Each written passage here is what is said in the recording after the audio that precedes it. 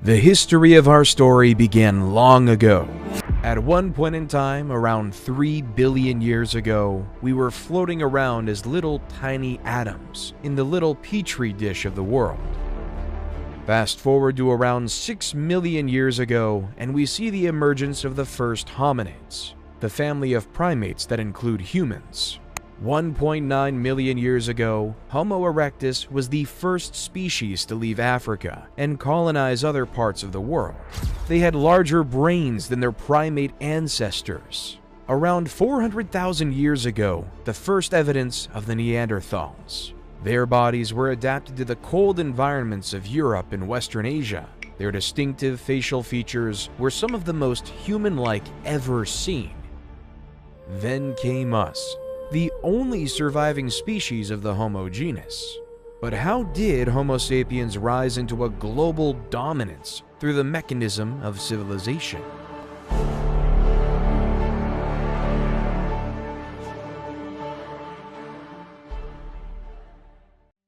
We begin our story in the fertile lands of Mesopotamia in 4000 BCE. Nestled between the great Tigris and Euphrates rivers in the Sumerian city of Uruk.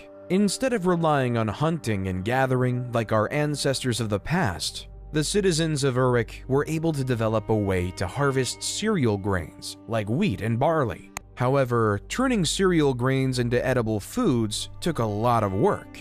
In the beginning, they had to use an invention called a hand mill, which consisted of 2 stones. As the grains were crushed between the 2 stones, the flour was collected in a container and stored for future use. This was the start of something great. This complex, strenuous process was our modern world's first example of agriculture. We no longer depended on hunting animals or picking berries for our food. Rather than using human ingenuity, we can create our own food source. This allowed Uruk to prosper into a place with over 50,000 residents. However, this change did have a change on the human body. The average height of men drastically shrunk from 5'9" to 5'3", and for women they shrunk on average from 5'3" to 5 feet. Instead of being the super athletes we were of the past, we were smaller, less noticeable farmers. People also became landlocked,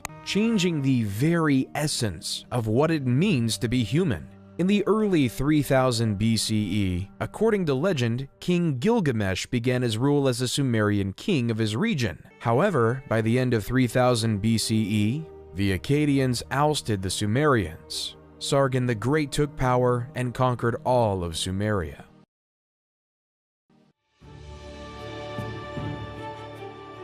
While in the Indus Valley in modern-day Pakistan, a new civilization was growing. The Indus Valley civilization, 3300 to 1300 BCE, was most notable for its highly advanced toilet system. The toilets were built with a seat and a chute that led to the underground drainage system. The sewage was then carried away from the homes through a network of covered drains, preventing disease spread. The waste was treated and disposed outside of city limits, helping to keep the cities clean and hygienic.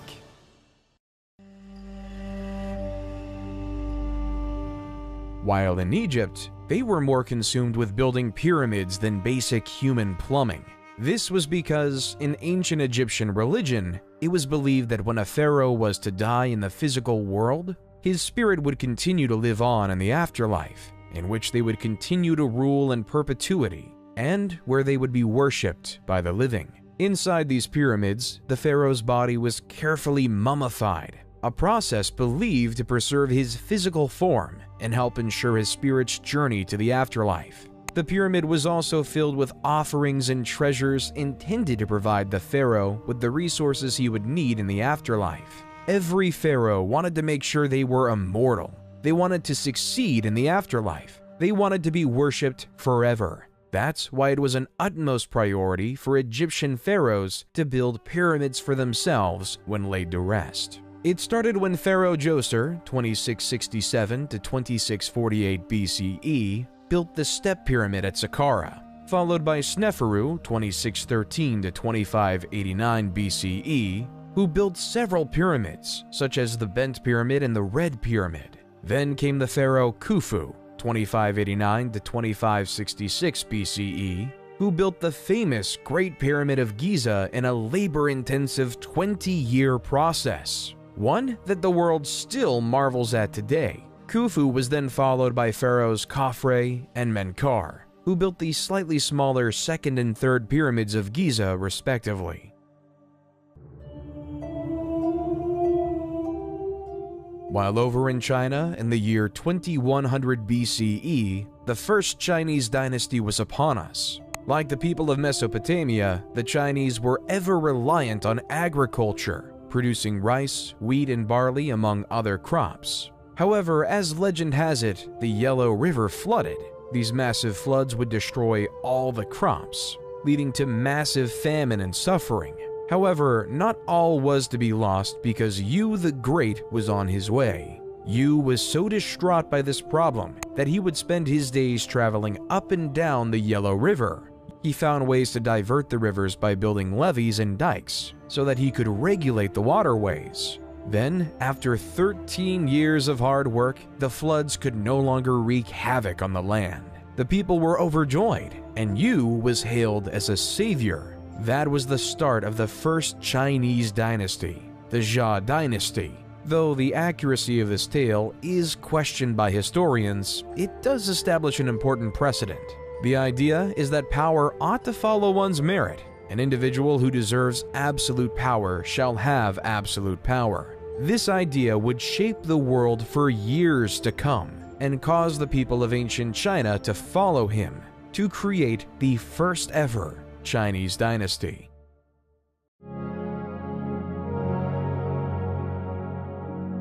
While back over in Mesopotamia, around 1772 BCE, a Babylonian king named King Hammurabi created the basis of the legal system as we know it today. Hammurabi ordered the creation of a 7-foot-tall, 2-foot-wide stone slab. Written on it was a system of 282 laws that each citizen of his kingdom was to follow. Such laws included various laws such as Law 1, if a man brings an accusation against another man, charging him with murder but cannot prove it, the accuser shall be put to death. Law 196, if a man destroys the eye of another man, they shall destroy his eye. Law 197 says, if he breaks another man's bone, they shall break it. Law 199, if he destroys the eye of a man's slave or breaks the bone of a man's slave, he shall pay 1/2 his price. However, what King Hammurabi did was create a society based on laws. He laid out strict laws, placing people into certain castes of life and value.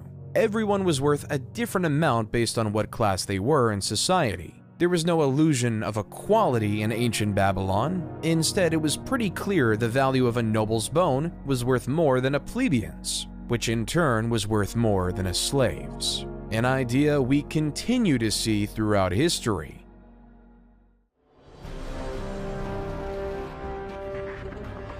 While in modern-day Turkey, a lesser-known civilization came to power. The Hittites Empire under the charismatic rule of the leader Labarnus, 1680 to 1650 BCE. He was a skilled ruler with a single vision in mind, uniting the Hittite city-states under a single rule. Labarnus led his army from city to city, conquering neighboring city-states and making alliances with their leaders. He was a shrewd diplomat, and he used his diplomatic skills to win over the hearts and minds of the people. Eventually, Labarnus became the ruler of all the Hittite city-states and established the empire. He was a just and fair ruler and was loved by his people. Under his rule, the Hittites prospered and their territory expanded, leaving them right next to their neighbors in Egypt.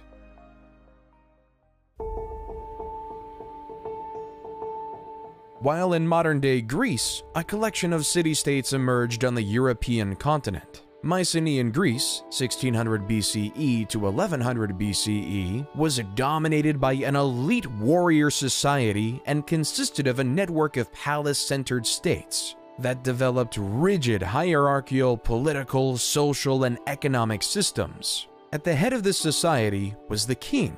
However, unlike a unified civilization, each city was on its own. A city-state is a city that, with its surrounding territory, forms an independent state. The development of city-states such as Troy, Mycenae, and Pylos start to grow.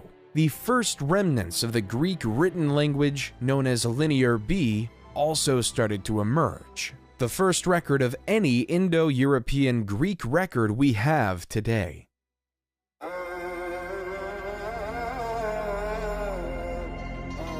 While back in Egypt, they started to create a social pyramid of another type, the Egyptian social pyramid.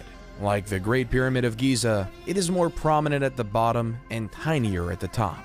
At the bottom lays the peasants and the slaves. They were responsible for doing all the manual labor. They worked on the lands. They would spend the day in and day out farming, producing food for all of Egypt. Then, when the season to farm was over for the year, they would work on the pharaoh's massive building projects, literally building the pyramids.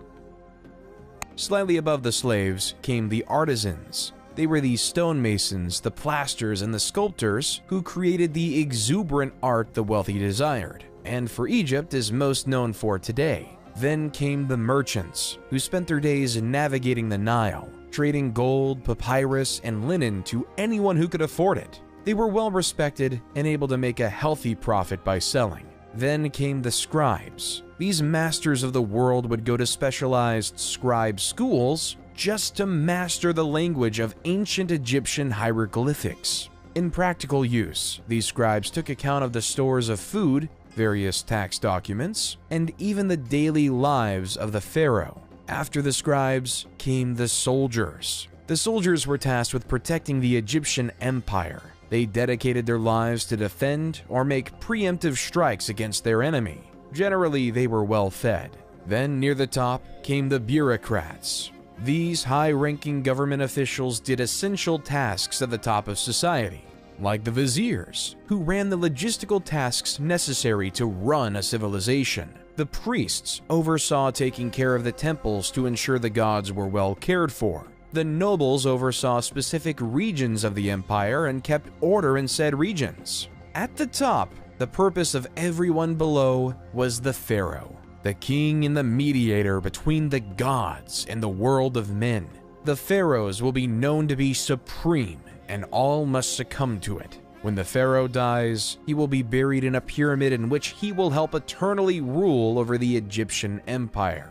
Egyptian society was created to serve the pharaoh. Taxes were taken from the farmers for the pharaoh, and artisans made unique crafts for it. The merchants ensured the pharaoh was well supplied with the needed goods. The scribes would follow the pharaoh and record his thoughts. The soldiers made sure his empire was protected. The bureaucrats did the jobs the pharaoh couldn't do, while the pharaoh sat at the top and communicated with the gods. Pharaoh Ramses II, 1279 to 1213 BCE, accomplished many extraordinary things by living in this social system. He orchestrated the construction of the Temple of Abu Simbel, the Ramesseum, and the Temple of Karnak.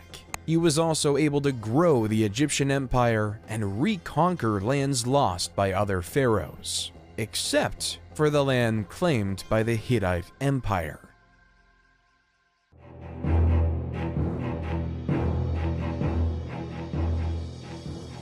The Hittite king of the time, Mtwali II, 1295 to 1272 BCE, was notorious for ordering his troops to attack his Egyptian neighbors. Following the example of Libarnus, Mtwali wanted to unify the world under Hittite rule. However, Ramses had enough. Other pharaohs in the past have tried to stop the Hittites, but he knew if his empire was to ever succeed, he needed to attack back. His target is the city of Kadesh. Ramses rode in on his chariot with 4 divisions of 20,000 men ready to dominate and kill Mtwali. However, the Hittites already knew of the incoming Egyptian invasion through espionage.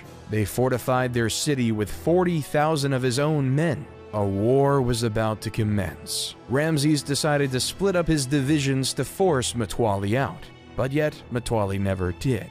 A gruesome mistake. Splitting up his forces left him exposed, unable to get an advantage, allowing Mtwali and the people of Kadesh a chance for victory.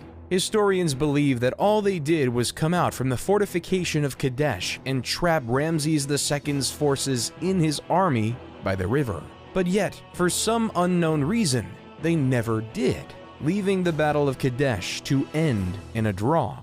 After the battle, though, both sides decided it would be best to stop attacking each other, that they should live in peace and unity in this world. Then, after the death of Mutwalli, the new king Hattusili III took the throne of the Hittite Empire. Through the means of messengers in the year 1258 BCE, both Ramses and Hattusili signed the first peace treaty to ever exist. Reading in part, Ramses the Great King, the king of the country of Egypt, shall never attack the country of Hatti to take possession of a part of this country. And Hattusili, the great king of the country of Hatti, shall never attack the country of Egypt to take possession of a part of that country. Then, a period of friendship occurred between these two once warring nations. The Hittites were skilled in metalwork and taught the Egyptians to make superior weapons and tools. At the same time, the Egyptians, master of agriculture, shared their knowledge with the Hittites, trade for the benefit of both civilizations. Both civilizations prospered because of this. Peace can lead to prosperity. The agreement was kept in place until around 1200 BCE because that's when the Hittite Empire fell, because of the constant attacks they faced from the Sea People, leaving the Hittite Empire to be lost in the state of history.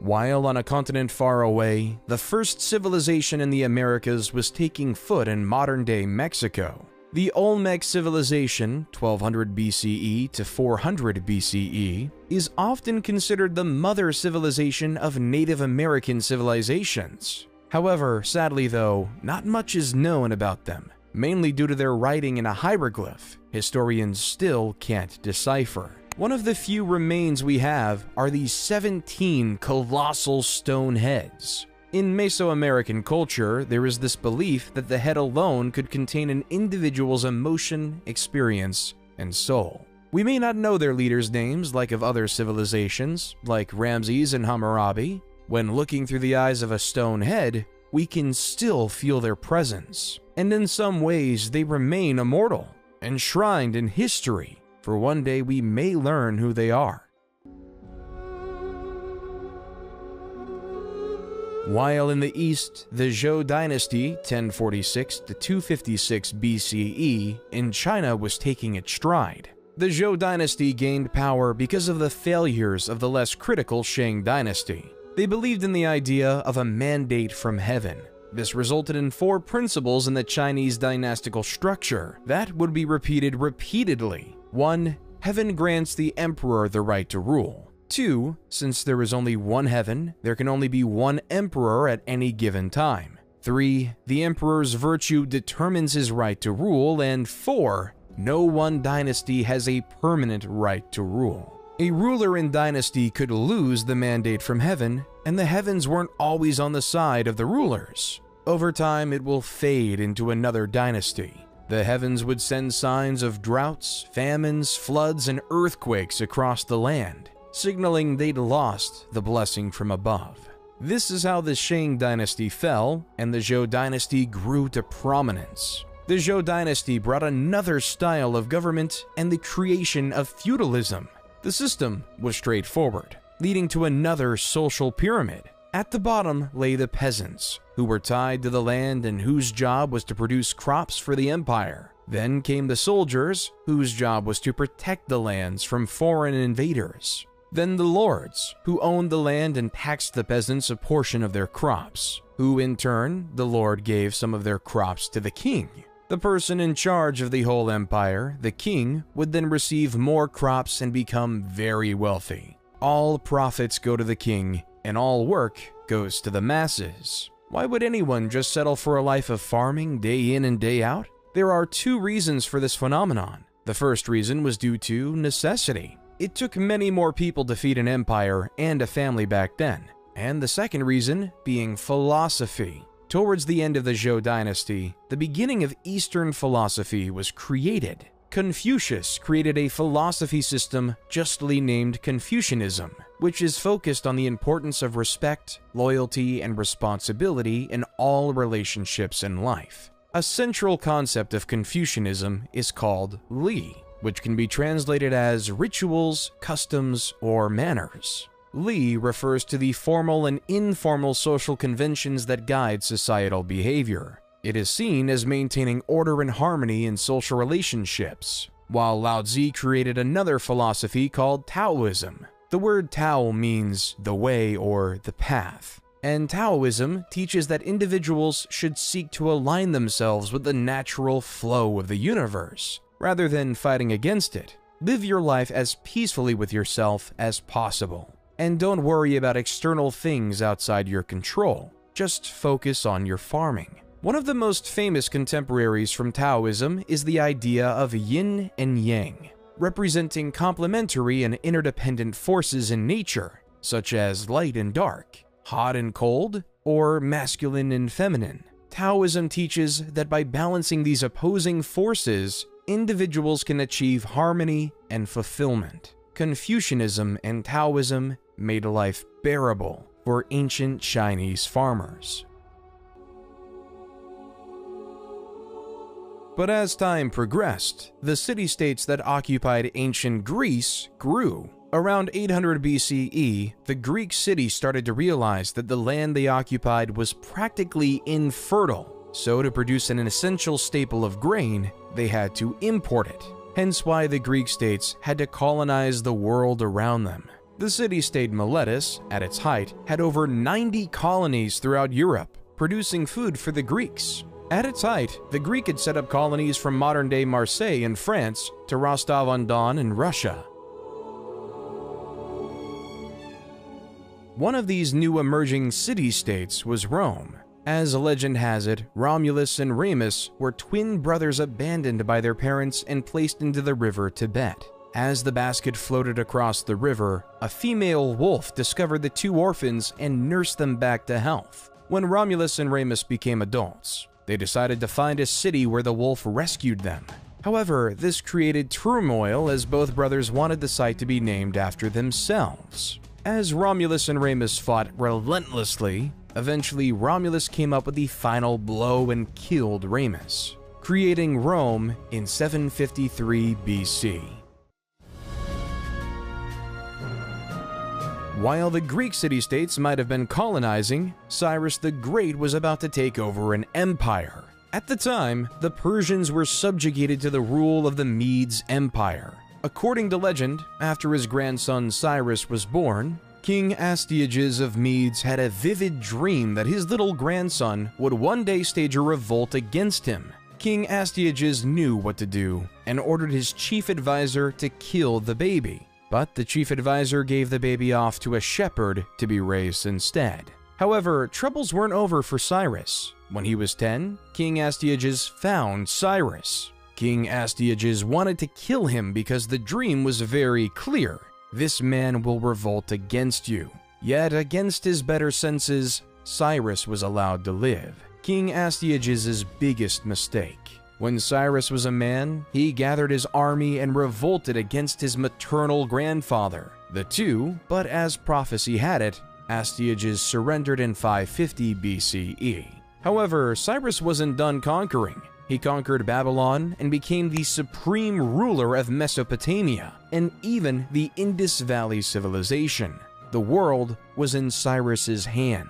Cyrus then took over the Greek colony of Ionia in Asia Minor, leading a great Persian empire, and then he died, leaving it all in the air for the next great Persian king, Darius the Great. While back in Greece, various city-states started to gain power, but two were at the forefront: Sparta and Athens. Sparta was a military powerhouse. The famous Spartans believed everything should focus on physical strength and war. When a new young Spartan was born, it would be slaughtered if it didn't look healthy. Boys were taken from their families at a young age and were trained to become soldiers. The brutal training included physical conditioning, weapons training, and harsh living conditions. The entire life of a Spartan was to win a war. Their society reflects it with three main groups. The ruling class consisted of aristocrats who held political power, the free non-citizens who were not allowed to participate in government but were still expected to serve in the military, and the helots, a group of enslaved people that provided labor for the Spartan state. Life in Sparta was harsh, brutal, and militaristic. While their neighbors up north were experimenting with this idea of democracy, Athenian democracy was a highly complicated mess. There were two branches, the Council of 500 and the Assembly. The Council of 500 was selected randomly by a process known as sortition. Athens itself was made up of 10 different tribes. Each tribe was responsible for providing 50 citizens to serve for 1 year in the Council of 500 via random selection. Each eligible citizen would be given a personalized token. Those tokens were inserted into a particular machine called a clariterion. This long-lost technology included tubes and balls, which somehow selected 50 residents of each tribe to join the illustrious Council of 500. While in the Assembly, there was a system in place that said that every single citizen had a vote. Of course, to be a citizen, you had to be a male and not a slave, and either born in Athens or to Athenian parents. The Council of 500 would create the agenda for the main assembly to vote on because over 30,000 people could have a vote at any given time. It was total chaos. So to quell this, the council would nominate 9 presidents the morning of the meeting, and it was their job to ensure all the rules and procedures were being followed. Since they were appointed right before the assembly met, they were almost impossible to bribe. Somehow, the assembly would loudly vote on whether a bill would pass. They would vote on matters like appointing generals, various laws, and other government bureaucracy. However, not everyone liked this Athenian democracy. The famous Greek philosopher Plato thought the idea was barbaric. In Book 6 of his seminal book, The Republic, Plato writes, "The true navigator must study the seasons of the year, the sky, the stars, the winds, and all the other subjects appropriate to his profession if he is really fit to control the ship. Think that it's quite impossible to acquire the professional skill needed for such control, and that there's no such thing as the art of navigation." How much could a randomly selected member of the Council of 500 really know? How much could he fully contribute to society? Should we allow a random member of society to have any power? Instead, Plato would advocate for the idea of a philosopher king, a man who studies wisdom, logic, and reasoning, a man who dedicates his life to understanding how to be just, a man who will become the navigator of wisdom. Plato would rather say, the society we have described can never grow into a reality or see the light of day, and there will be no end to the troubles of the states, or indeed, my dear Glaucon, of humanity itself, till philosophers become rulers in this world, or till those we now call kings and rulers really and truly become philosophers, and political power and philosophy thus come into the same hands. There's just one issue with Plato's quote. Every leader thinks they're a philosopher king. Everyone thinks their thoughts are the best. Everyone thinks their ideas are the wisest. From Yu the Great in China, to Labarnus of the Hittite Empire, to Siddhartha Gautama of the Kingdom of Magadha in India.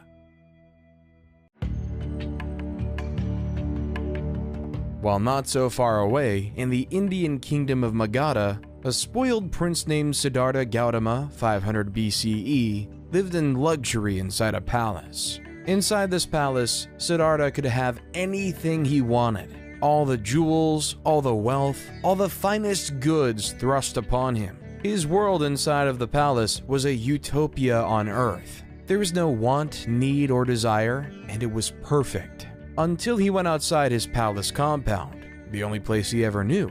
As he took his first steps outside of his palace, what he saw struck a chord. He saw an old man dying right on the street in front. He realized that the human experience wasn't something that was perfect and sublime. Instead, it was death. As Gilgamesh realized many years ago, this was an inevitable part of the human experience. Siddhartha left his life of luxury behind and began a quest for knowledge and enlightenment. He studied with spiritual teachers and meditated for many years, searching for answers to life's big questions. Finally, after 6 years of seeking, he sat down under a fig tree and meditated until he achieved enlightenment. Enlightenment is a state of inner peace, in which one has transcended the limitations of the ego and is in touch with a universal consciousness or divine essence. It isn't a fixed and permanent thing, but rather an ongoing process of growth and development.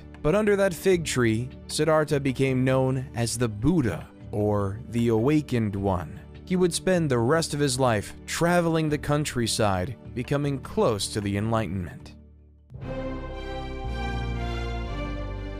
Darius was determined to follow in his father's footsteps and take over the world. After finalizing their rule over the city-state of Ionia, the Persians were on a quest to take over Greece. Darius and his 20,000 men came to the city of Marathon in the year 490 BCE, a city 26.2 miles away from Athens. The Athenians were vastly outnumbered, with only 10,000 men.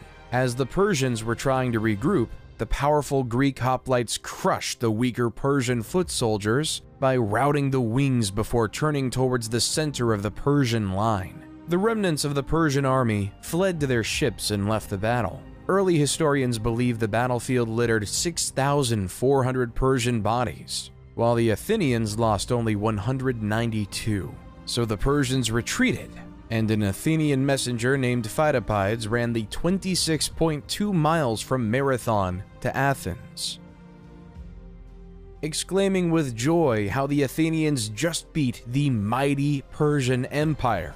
All of Athens went crazy with this fantastic news, hence leading the Pheidippides' historic trek to be sketched into history as the world's first marathon. However, the Persians weren't done, even with Darius I dying of mysterious circumstances. His son, Xerxes I, took over the crown and wanted to complete his grandfather's legacy. In 480 BCE, Xerxes I wanted revenge, so he brought his enormous invasion force of over 100,000 soldiers and was dead set on conquering Greece. Then, at a narrow pass at Thermopylae, the Spartan king Leonidas had his force of 7,000 Spartans maintain the defense. Leonidas knew of his disadvantage and developed a bold and daring plan to defeat the Persians. Rather than waiting for the Persians to attack, Leonidas ordered his soldiers to make a surprise attack on the Persian camp, catching the Persians off guard and disrupting their formation. Despite their success, the Greek army was ultimately overwhelmed by the Persians, who attacked from all sides and eventually broke through the Greek defenses. Leonidas and his soldiers fought with courage and determination. Still, they were ultimately defeated. Then came the Battle of Salamis, where the Greeks could change the tilt of the war in a naval battle between the 500 Persian trireme and 300 Greek trireme. It didn't look good for the Greeks. Still, the great Athenian general, Themistocles, employed his plan to move the Persian fleet into the narrow straits of Salamis and hit the enemy fleet so hard that it had nowhere to retreat. After a massive sea battle, Themistocles won Greece the victory and changed the face of the war. The Persians still had their goal: conquer the Greek city-states. Xerxes had returned to Persia, leaving Persian general Mardonius in charge of the Persian force for most of the significant battle yet. After diplomatic talks ceased, Persia knew they had to attack. As the Persians sent their troops to Plataea, the Greeks knew they had to work together. With 30 various Greek city-states working together, they were able to field a massive 110,000 hoplite army with the primary purpose of defeating Persia. Though that was nothing compared to the estimated 150,000-man army of Persia. The battle was fierce and intense, with both sides fighting with ferocity and determination. The Greek hoplites continued to be effective against the Persian cavalry and archers. The Greeks also strategically used the terrain, fighting on a slope that helped offset the Persian numerical advantage. In the end, the Greeks defeated the Persian forces and secured a decisive victory. The Persians suffered heavy losses, and Mardonius was killed in the fighting. The Battle of Plataea marked the end of the Greco-Persian Wars and the Persian threat to Greece.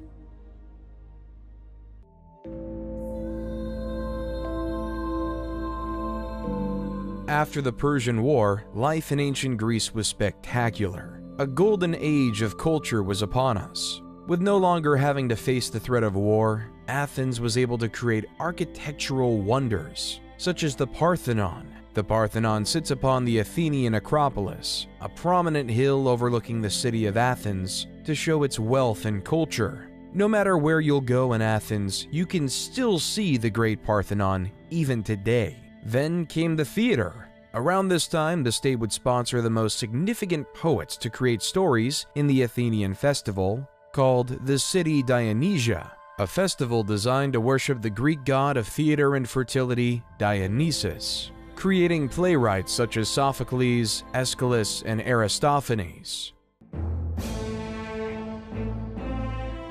States were hungry for power. Athens was recruiting city-states into their Delian alliance, while Sparta was recruiting city-states into their Peloponnesian alliance. Both Sparta and Athens felt like they should control the city of Korkia, hence why in 434 BCE, war was upon the Greek peninsula, resulting in naval battles such as the Battle of Siblos and the Battle of Pylos. By 421 BCE, a short peace was negotiated. However, this peace would not last, and Athens had their eyes on Sicily.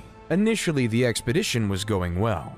The Athenians established alliances with several Sicilian cities, and won several minor skirmishes against the Sicilian forces. But soon, Alcibiades, one of the greatest naval generals in history, was recalled to Athens to face charges of sacrilege. The Athenian fleet was left without his leadership. In his absence, the expedition began to unravel. The Athenians could not take the city of Syracuse, which had fortified its defenses and was well prepared for a siege. The Sicilians were aided by reinforcements from Sparta, which saw an opportunity to strike a crippling blow against its arch-rival Athens. The Athenians suffered from a lack of supplies and were plagued by disease. At the same time, the Syracusans launched a series of surprise attacks and ambushes. Finally, after months of grueling fighting, the Athenian fleet was destroyed in a decisive battle. Thousands of Athenians were killed, and many more were captured and enslaved. A decade after that, Athens fell to the Spartans. The age of legendary Greece was now over. Both Athens and Sparta were significantly weaker, never to regain the same power they once had, leaving the world ready for a philosopher king to conquer it all. Then, in the east, the mandate of heaven was up. The Zhou dynasty, after a long 800-year rule, it was deemed by the heavens that their empire was up, which led to a period known as the Warring States, 474 to 221 BCE. This resulted in Han Fizi, who created a new philosophy called legalism. Followers of legalism believed that people were inherently selfish and would only act in their own self-interest, and that the only way to keep them in line was through a system of rewards and punishments that was clear and consistently enforced. This resulted in Fizi claiming that the best way to achieve social order was by establishing a powerful ruler responsible for enforcing the law and punishing wrongdoers. He also believed the ruler should have complete control over the military, the economy, and society. While in the heart of the Oaxaca region of Mexico, the Zapotec civilization started to flourish. The capital city of Monte Alban was being built on a mountaintop overlooking the entire Oaxaca Valley. Perched on the mountaintop overlooking the Valley of Oaxaca, the city was home to a ruling elite who oversaw a hierarchical social structure that included middle-class artisans and lower-class farmers. The people of the Zapotec civilization were known for their innovative agricultural practices, including the cultivation of maize and other crops. which sustained their communities in times of drought and other environmental pressures. They also developed an early writing system, which used a combination of symbols and glyphs to represent words and ideas. They developed an advanced calendar system based on 260-day and 365-day solar cycles. In Greece, during the year 356 BCE, in the city of Pella in the Kingdom of Macedon, the greatest commander in history was born. Alexander the Great grew up knowing he would be a leader, and was the son of King Philip II and Queen Olympia. But the teacher was much more impressive. Since he was a kid, Alexander was tutored by Aristotle. Aristotle is the man who is known as the father of logic. He created the fields of biology and taxonomy by introducing a way to think called the scientific method, a method that is still taught in schools to this day. He also wrote extensively about philosophy, ethics, and art, changing the face of the world as we know it today. This is the man who was in charge of teaching Alexander the Great. Alexander was 20 when his father was assassinated, but his excellent education allowed him to take over the rest of the world. After his father died in 336 BCE, Alexander was hell-bent on keeping his family's power. So when the Greek city of Thebes decided to revolt, Alexander and his army marched 240 miles in 14 days. When Thebes refused to surrender, he razed the entire city to the ground, and 6,000 were killed, and the rest were sold into slavery. The rest of the Greek city-states recoiled in fear, allowing Alexander to do as he pleased, leaving for his new target to be Persia and the new Persian king, Darius III. In 333 BC, Alexander faced the Persian army at the Battle of Issus. This significant engagement saw the Persian king Darius III defeated and forced to flee. Alexander then captured several key cities, including the vital port of Tyre, which had resisted his initial siege. In 331 BC, Alexander faced Darius III again at the Battle of Gaugamela, near the Tigris River in modern-day Iraq. Despite being outnumbered, Alexander won a decisive victory using superior tactics and mobility. The Persian army was shattered, and Darius III fled once again.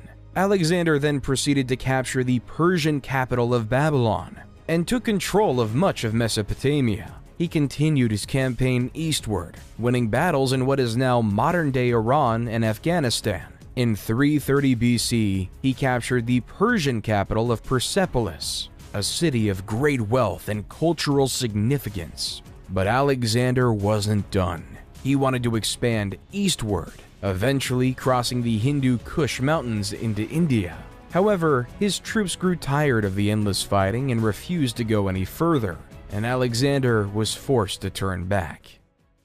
However, after Alexander failed in the Indian subcontinent, a powerhouse emerged in India called the Mauryan Empire. At its height, it spanned over much of India, Pakistan, Bangladesh, and Afghanistan.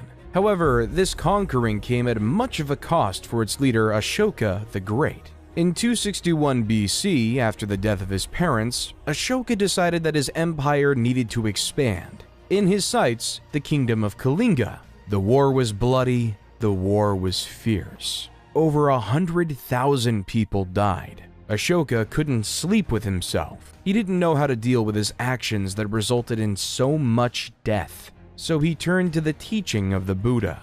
Under Ashoka's rule, the Mauryan Empire became known for supporting Buddhist teachings and promoting nonviolence. Ashoka issued a series of edicts inscribed on rocks and pillars throughout the empire that promoted principles such as kindness, respect for all religions, and the abolition of slavery. Certain traits were not shared in the West by Alexander.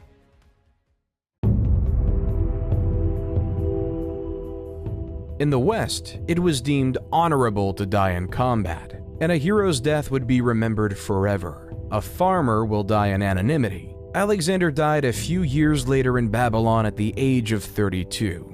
Throughout his expedition, Alexander was spreading Greek ideas founded by his once wise teacher. bringing the rise of Greek ideals across the land, starting the seeds of the Western cultures we see today. Once Alexander died, his empire just could not sustain itself. His generals feuded as to who should be the leader of this great empire. Everyone wanted power, yet in fighting, left to waste in oblivion.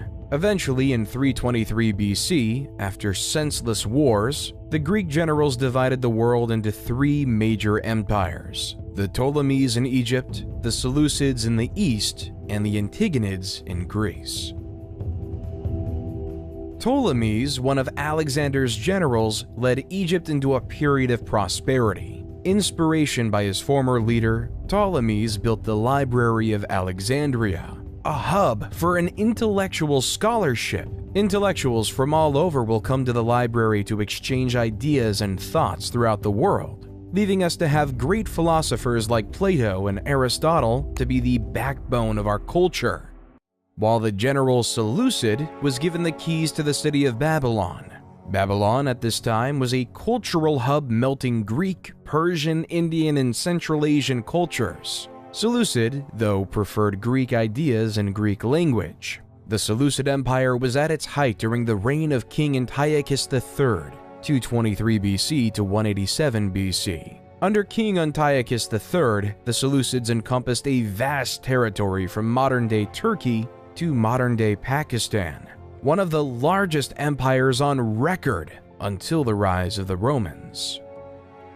While the Antigonids did not have nearly as much success. By the time Antigonids I took power, the Greeks were just a shell of what they once were. The age of the Greeks was behind us. The Ptolemies, the Seleucids, and the Antigonids went astray from the Roman Empire.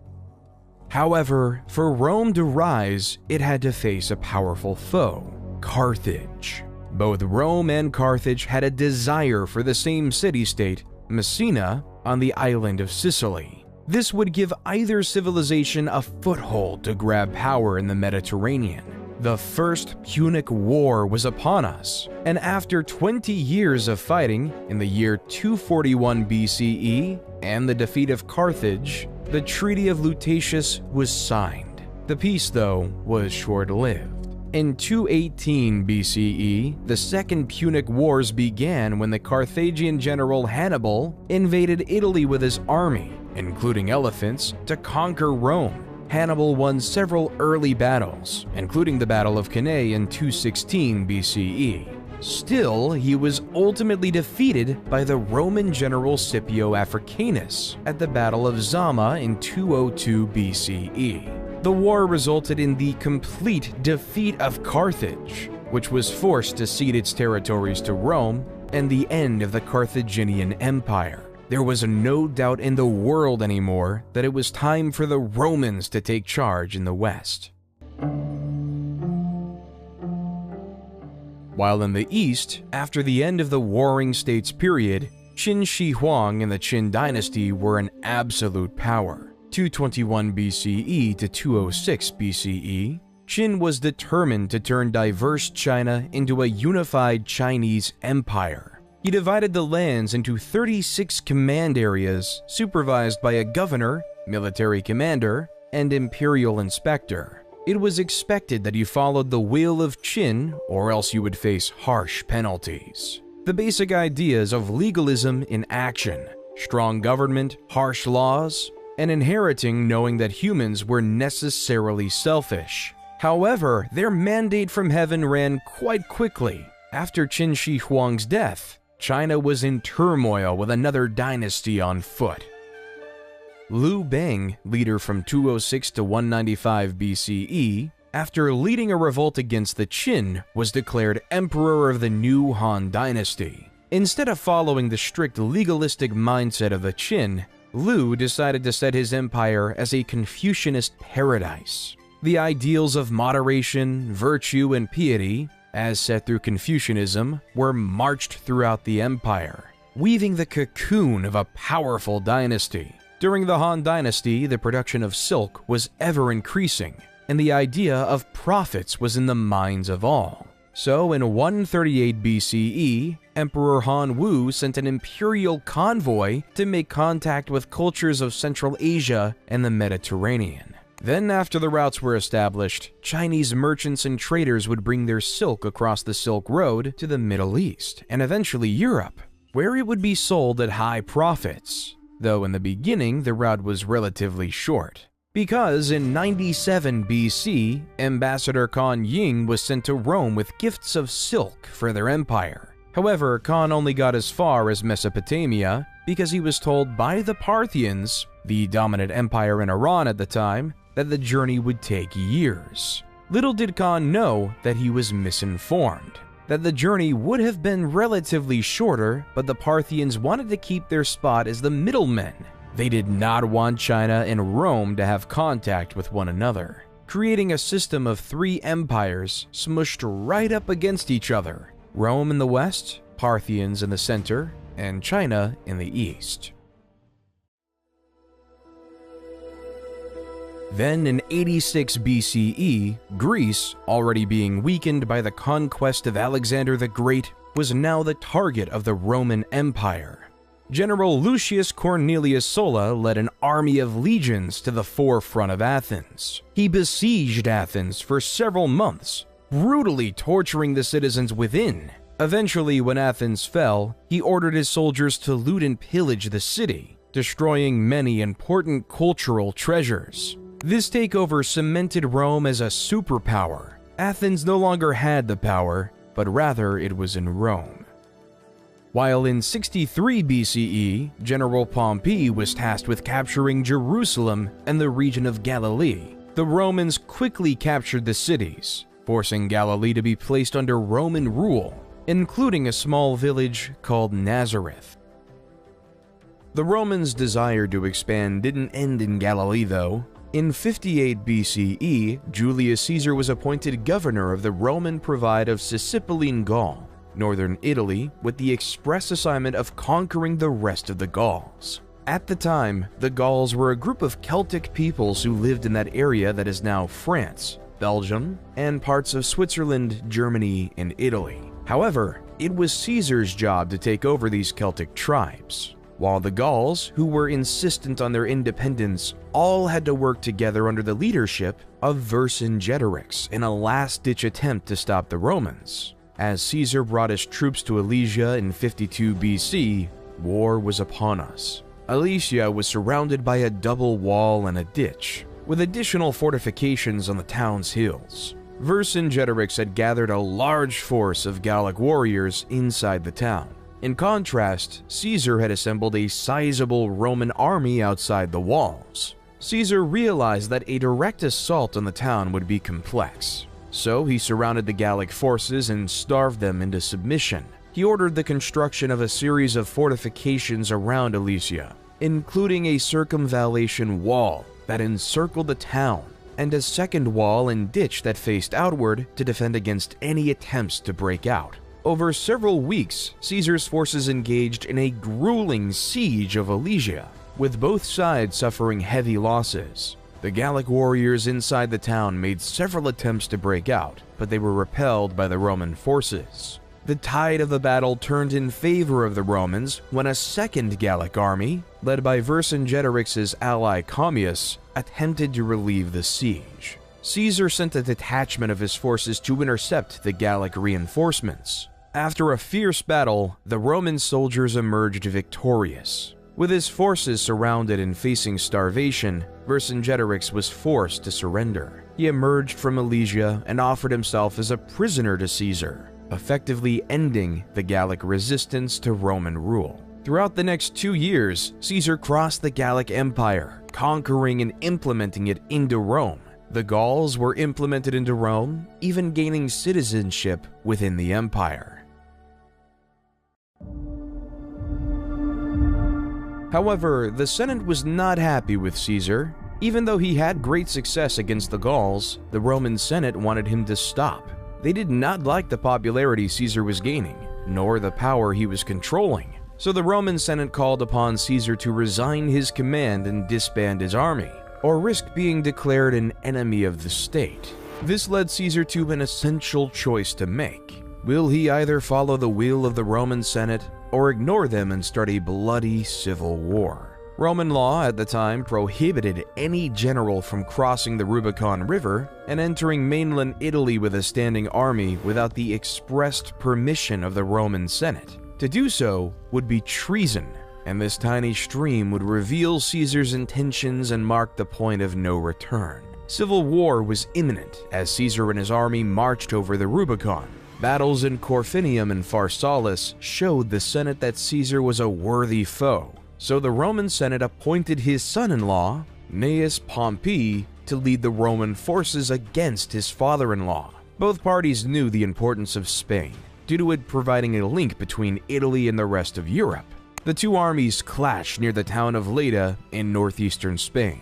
Caesar's army was significantly outnumbered, but he could use his superior military tactics and training to gain the upper hand in the battle. After several days of intense fighting, Caesar emerged victorious, forcing Pompey's forces to retreat, declaring Caesar as the new leader of Rome.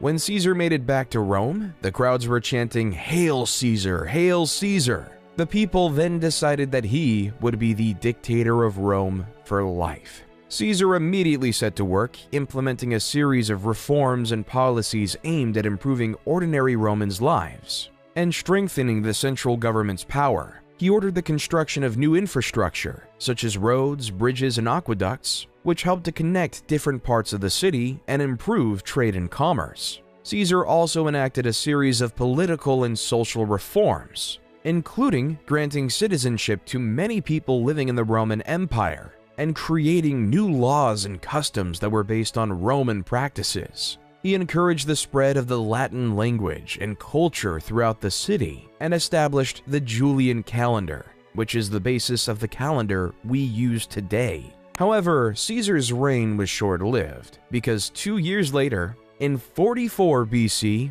he was stabbed to death by two loyal senators, Cassius and Brutus. The assassination of Caesar led the Roman world into disarray. The world was filled with factions vying for government control without a strong leader. Octavian, Caesar's son, who was 18 then, came to Rome to claim his inheritance and assert his place in the political landscape. He quickly aligned himself with Caesar's loyal lieutenant, Mark Antony. Together, they defeated Caesar's assassins at the Battle of Philippi in 42 BCE. However, tensions soon arose between Octavian and Antony as both men vied for control of the Roman Empire. In 31 BCE, their forces clashed in the naval Battle of Actium, which resulted in Octavian emerging as the clear victor. Antony fled to Egypt with his lover, Cleopatra, and the two committed suicide the following year. With Antony's defeat, Octavian emerged as the undisputed ruler of Rome. In 27 BCE, he was appointed Augustus and became the first Roman emperor.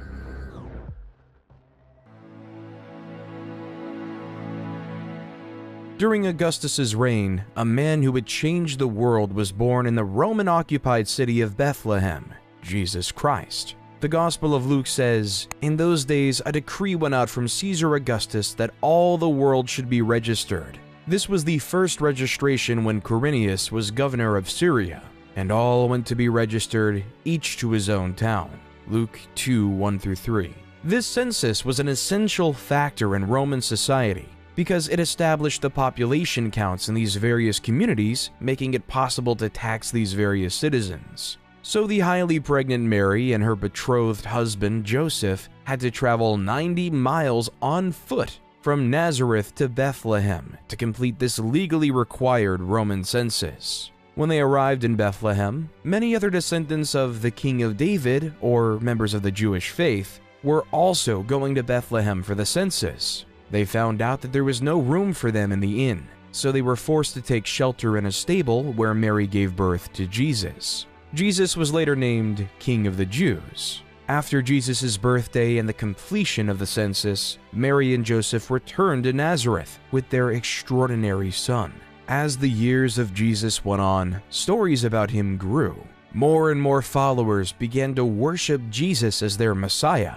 They claimed that he can catch an endless amount of fish, They claim that he can cure the blind, and they claim that he was the Son of God. So these followers, specifically his disciples, started to write down his entire life journey. 4 of his closest disciples, Matthew, Mark, Luke, and John, wrote down the main chunks of the book in these parts called Gospels. Each of these Gospels covered almost all of the same events, the narrative life of Jesus Christ. This narrative testimony of a child born in a stable changed the world forever.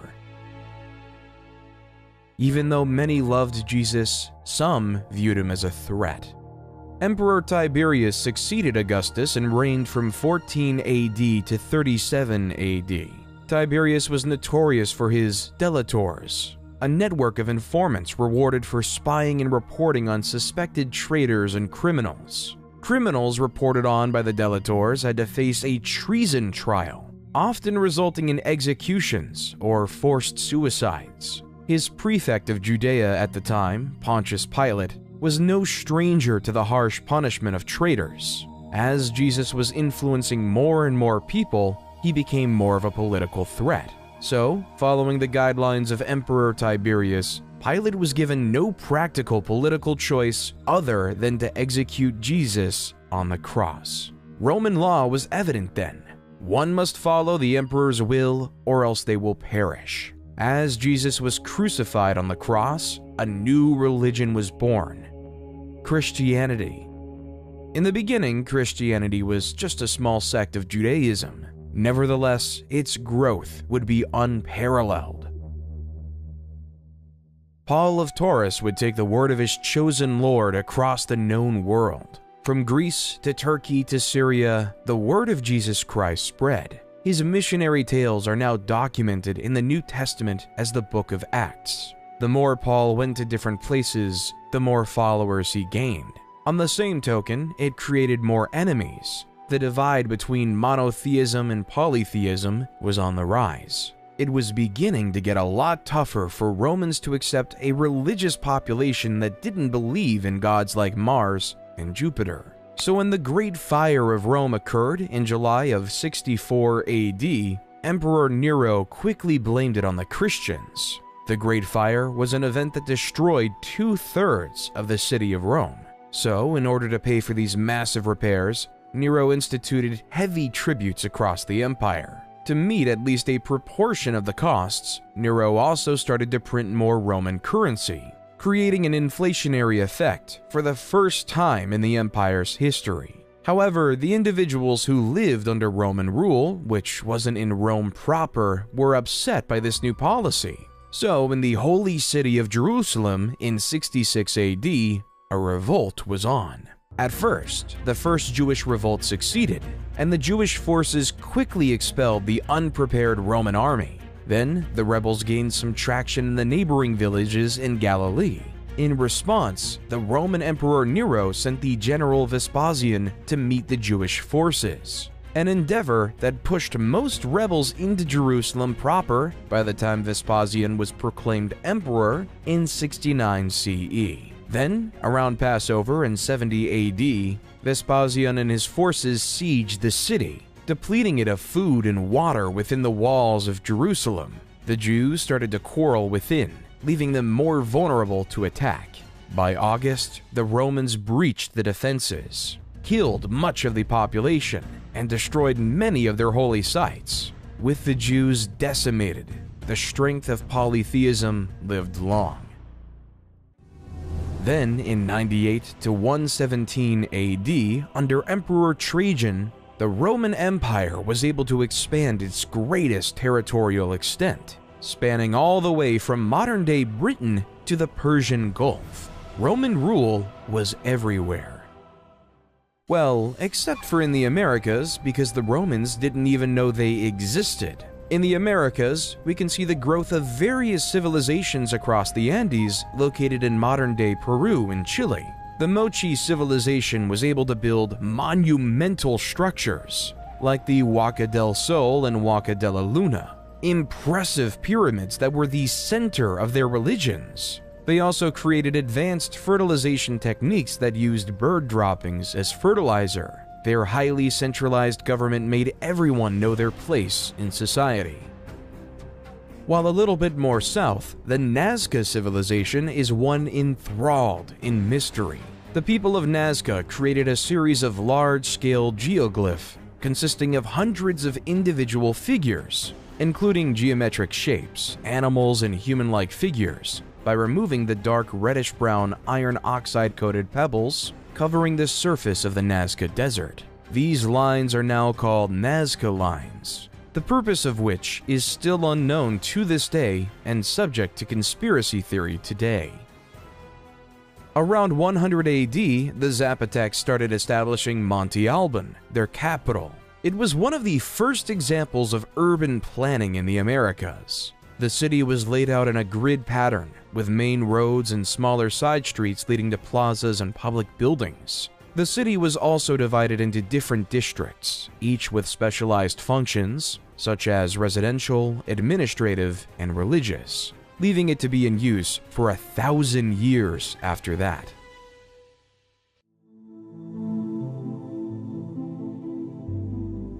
While back in Rome, after the end of Trajan's reign in 117 AD, a new emperor with a purpose was in hand. Hadrian was a man tasked with a near impossible, keeping the massive Roman Empire under one rule. He first had to deal with a crisis with the newly colonized Roman Britain. Like their predecessors in Judea, the Roman Brits did not like being Roman, so they started to cause unrest, and in the eyes of Hadrian, a real threat of revolution was on his mind. So Hadrian had ordered a massive wall, aptly named Hadrian's Wall, which spanned almost coast to coast, keeping it sunk in the conquered people's minds that the Romans were here, staving off revolution in one region.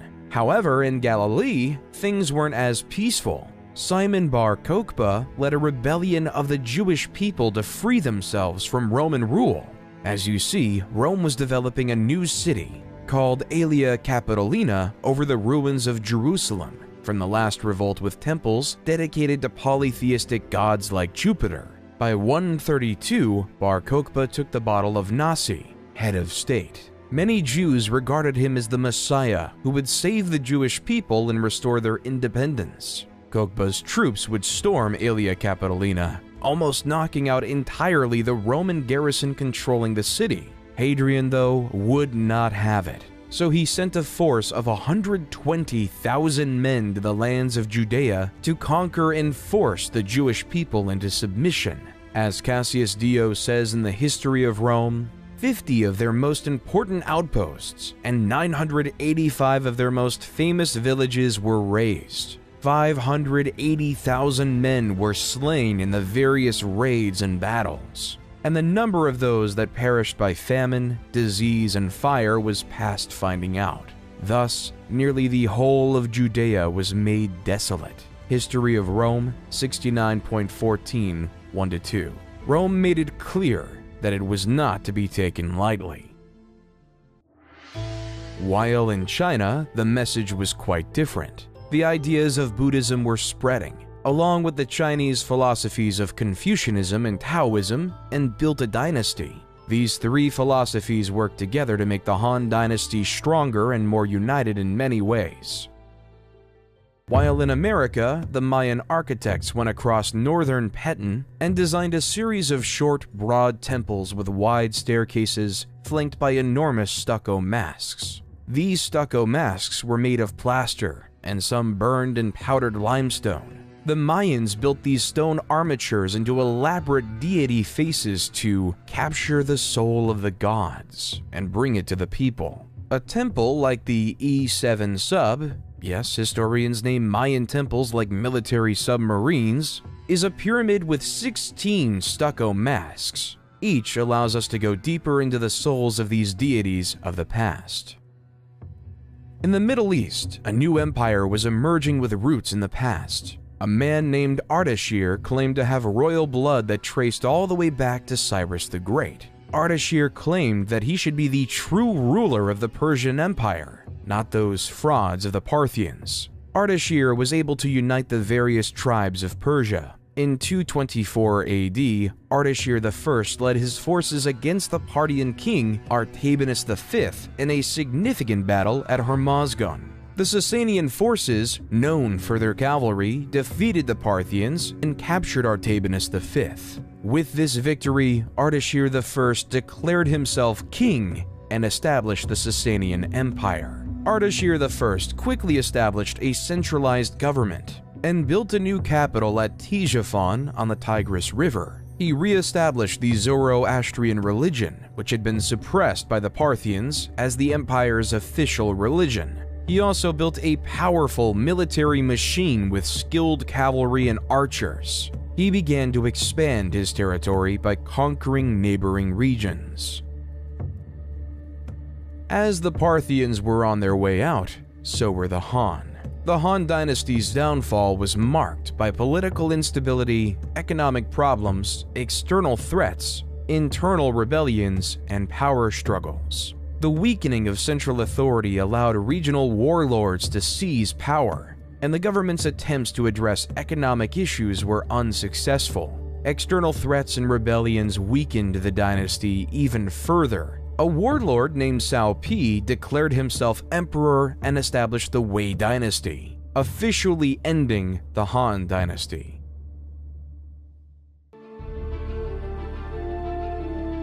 While back in Rome, Emperor Diocletian, 284–305, faced a problem.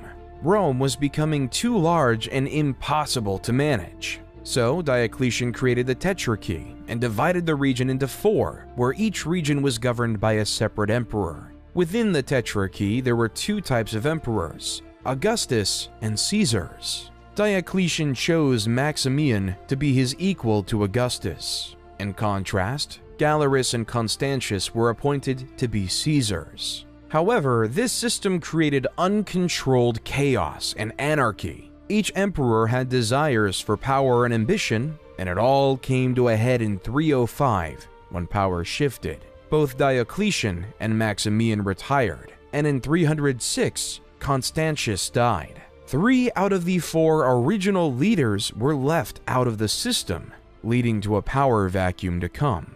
Emperor Constantine the Great was appointed by his father's army unilaterally as an Augustus and a Caesar at the same time to replace his father. At the same time, Maximin's son Maxentius felt as though he should have been appointed Caesar instead of Valerius Severus. So in 307, Maxentius sent his army and forced Valerius Severus to surrender. Come 308, Galerius appointed Licinius to replace him. So on the west side of Rome, 2 emperors wanted to rule. Constantine ruled over Gaul and Britain, and Maxentius ruled Italy and North Africa. Maxentius had a difficult time consolidating his power, and he faced increasing resistance from the people of Rome. To try and secure his hold on power, Maxentius ordered the construction of a new bridge across the Tiber River near Rome, known as the Milvian Bridge. Constantine saw Maxentius as a threat to his power, so he decided to march on Rome to confront him. As the 2 armies approached each other near the Milvian Bridge, Constantine had a vision of a cross in the sky, with the words, "In this sign, conquer." Some accounts suggest that this vision may have been a dream or a hallucination, while others suggest that it may have been a sign from God.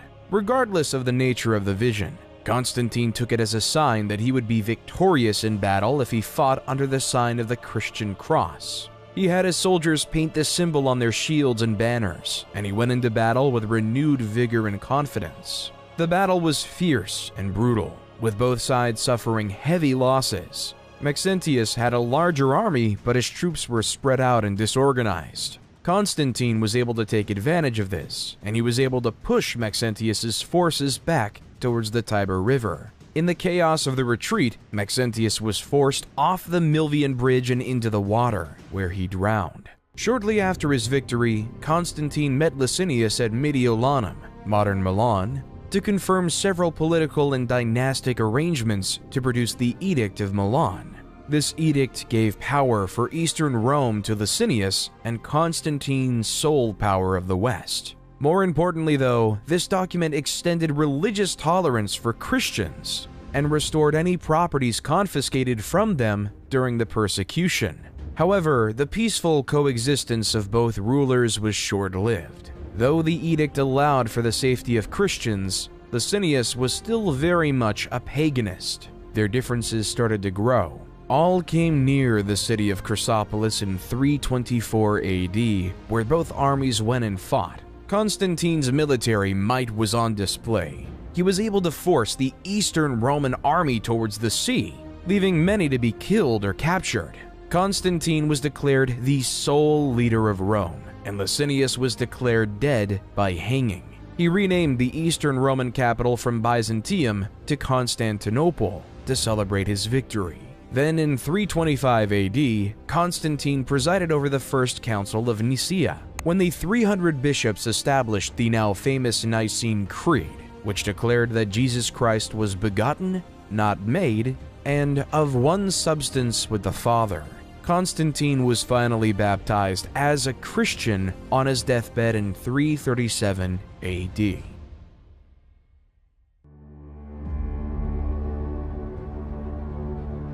Come 370 AD, a new player was on the scenes. The Huns were a barbaric nomadic civilization who were masters of warfare. According to legends, they were taught horsemanship as early as the age of 3.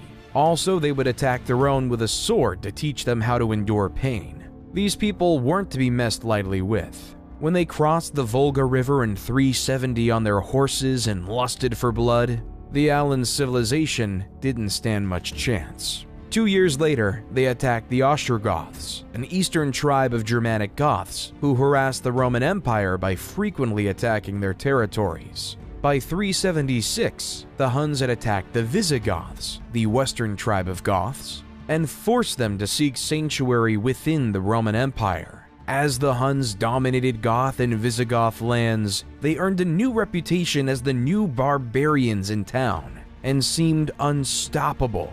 By 395 AD, they began invading Roman domains, and some Roman Christians believed they were devils who arrived straight from hell. The reason they started invading Rome was because of the death of Theodosius the Great. His shining achievement as emperor was keeping the Goths and the Huns at bay.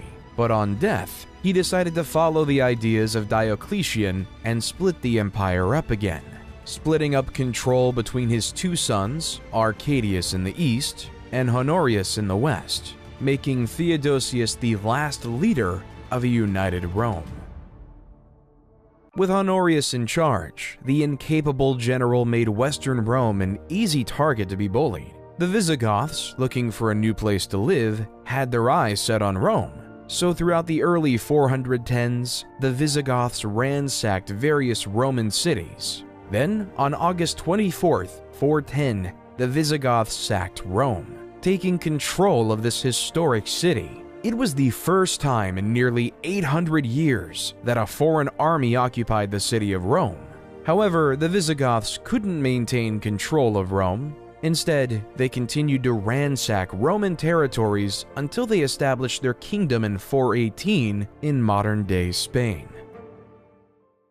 While the prospects of existence weren't so much better in Eastern Rome, the notorious Attila the Hun was gaining power, and his brutal tactics called him the Scourge of God. After a failed peace attempt in 441, Attila and his army stormed through the Balkans and the Danube frontier. Another peace treaty was forged in 442, but Attila attacked again in 443, killing, ransacking, and pillaging his way to the well-fortified city of Constantinople. However, due to Constantinople's high walls, Attila couldn't conquer it. Instead, Attila was able to muster another peace agreement. He would leave Constantinople alone in exchange for an annual tribute of 2,100 pounds of gold, a staggering sum.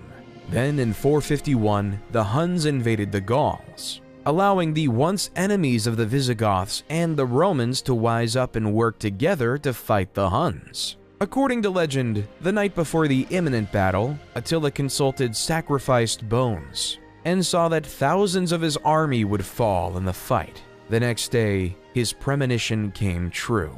In the Battle of the Catalonian Plains, after hours of ferocious fighting, tens of thousands of soldiers lay dead, giving Attila his first and only military defeat in history. However, even after the loss, Attila and his army marched on and returned to Italy, continuously ravaging the cities. In 452, with Rome in sight, he met Pope Leo I, who acted as an emissary between Attila and Rome.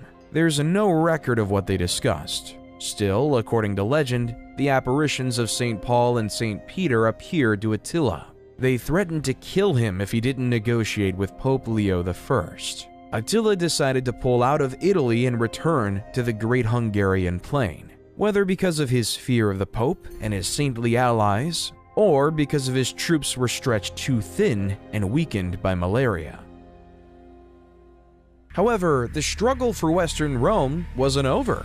In 476 AD, the young Emperor Romulus Augustus had trouble keeping power for himself, as many Romans felt he was illegitimate. So the Eastern Roman Empire sent the Germanic general Odoacer and his mercenaries to suppress a revolt by the Roman army in the region. However, instead of supporting the Eastern Roman Empire, Odoacer saw an opportunity to seize power for himself. He turned against the Roman government and deposed the last Western Roman emperor, Romulus Augustus, effectively marking the end of the Western Roman Empire. As the steps of his victory, Odoacer was declared the King of Italy. However, Odoacer's victory was short-lived, because in 493, Theodoric the Great of the Ostrogoths, with the support of Eastern Roman Emperor Zeno, came in and created the Ostrogothic Kingdom of Italy, sending Odoacer to meet his fate. While Europe was in the crux of a dark age, India, under the Gupta Empire, was in a mathematical golden age. Great mathematicians like Brahmagupta started using zero as a placeholder and as various solutions for mathematical equations. The astronomer Aryabhata was able to calculate the circumference of the Earth. He proved the world was round long before it was globally accepted. Aryabhata was also able to develop methods for calculating pi and square roots. However, his crowning achievement was creating the concept of an asymptote, which is a line that approaches the curve but never touches it. The Franks under Clovis I had been engaged with the Alemanni, another Germanic tribe, and tensions between the two groups were running high. In 496 AD, in the Battle of Tolbiac, Clovis I led his forces into battle against the Alemanni, with both sides eager to gain the upper hand in the ongoing struggle for power and territory. As the Alemanni began to push the Franks to defeat, in a moment of desperation, Clovis called out to the Christian god for assistance, promising to convert to Christianity if he emerged victorious. According to legend, a sudden thunderstorm appeared, and the Franks could regroup and launch a successful counterattack against the Alemanni. The battle ended in a decisive victory for the Franks, and Clovis kept his promise and converted to Christianity, officially cementing Christianity to the forefront and birthing the Frankish kingdom. While the Western Roman Empire might have fallen, in the East, the Roman Empire was changing. Many historians argue that the Eastern Roman Empire, based out of Constantinople, should be considered a part of Rome. However, it is undeniable that under Justinian I would lead the eastern half into its next chapter in life, the Byzantine Empire. Whether it's a continuation of the Roman Empire before is a debate for another under. Under the leadership of Justinian I, like many Roman emperors before him, he would expand the Byzantine Empire to reach places such as Italy, North Africa, and even Spain. He also commissioned a team of legal scholars to codify all the laws of the Roman Empire, known as the Corpus Juris Civilis, which became the basis of the European laws we know today. He also commissioned the world-renowned Hagia Sophia in Constantinople, where this beautiful cathedral, adorned with intricate mosaics and marble decorations, became the head of the Eastern Orthodox Church.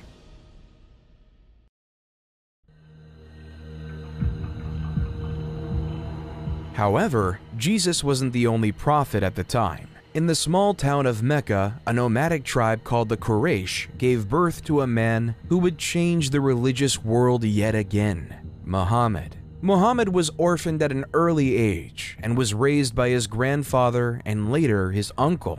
As he grew up, he worked as a merchant, which earned him the nickname Al-Amin, meaning the trustworthy. On one of his pilgrimages in 610, Muhammad meditated in a cave on Mount Jabal Nur. The angel Gabriel appeared and relayed the word of God. Recite in the name of your Lord who creates a man from a clot. Recite for your Lord is most generous, became the opening verses of Surah, chapter 96 of the Quran. At first, Muhammad was reluctant, not knowing how to disclose this information. However, soon enough, Muhammad began to gather a small following, which was mocked by the pagans of Mecca. However, when Muhammad denounced idol worship, the leader of Mecca knew that he was through. So through the resistance from Mecca, Muhammad and his followers were eventually forced to emigrate to Medina, a city 260 miles away. There, Muhammad was instrumental in ending various civil wars, creating a prosperous Muslim community. Nevertheless, this prosperity would be challenged by the members of Muhammad's old tribe, the Quraysh and their allies, who marched up to Medina with a large army to attack the Muslims. Muhammad devised a plan that they could defend the city if they dug a trench around its perimeter, making it near impossible for enemy forces to penetrate. For several weeks, the Quraysh tried to break through the trench, trying and trying yet again. Eventually, strong wind and heavy rain caused the Quraysh forces to abandon the siege, marking the Muslims as victorious. In 630, the Muslim army marched into Mecca, taking the city with minimum casualties. Muhammad gave amnesty to the enemy leaders who once opposed him, converting most of the Meccan population to Islam. At the time of Muhammad's death, the Muslims had successfully united the Arabian Peninsula under the banner of Islam. After Muhammad's death, a series of caliphs or leaders took over the leadership of the Muslim community, beginning with Abu Bakr, a close companion of the Prophet. Under the leadership of the caliphs, the Muslim community continued to expand its territory, conquering new lands and spreading the message of Islam. At first, Abu Bakr had his eyes set on the Byzantine Empire's provinces of Syria, taking over the crucial cities of Damascus and Jerusalem. Then in 636, the Arab forces invaded the Sassanid Empire, taking over their capital city in 637, marking the end of the Sassanid Empire. Onward to Egypt they went, where after years of fighting, they successfully defeated the Byzantine to take over the city of Alexandria in 642 AD, economically crippling the Byzantines. By 716, the Arab forces had conquered much of North Africa, Carthage, and Spain, so that by 716, the Arabs had an extensive empire from Lisbon to China. After consolidating their hold on the Iberian Peninsula, the Arabs launched raids into neighboring Francia, modern-day France. In 732 AD, they launched a significant invasion to expand their territory northward.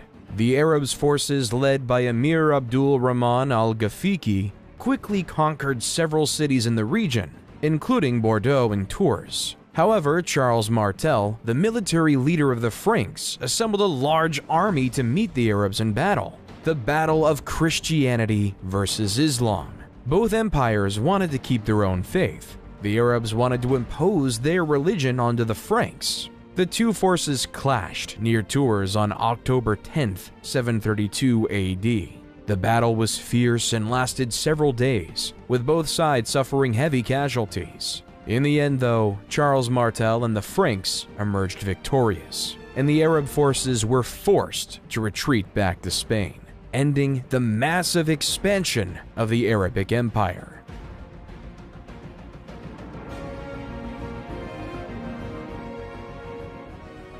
While in the West, the definition of God was war. In China, during the rule of the Tang, religions like Buddhism, Taoism, and Confucianism all coexisted peacefully. A citizen was able to believe what they wanted to believe, leaving for many temples and pagodas to be built across the empire. Also, during the Tang, the height of Chinese poetry was upon us. Poets like Li Po and Du Fu created poems that later became the foundations of Chinese literature. Li Po wrote a poignant poem called Zanzan on the Qingthing Mountain, translated by Sam Hamill.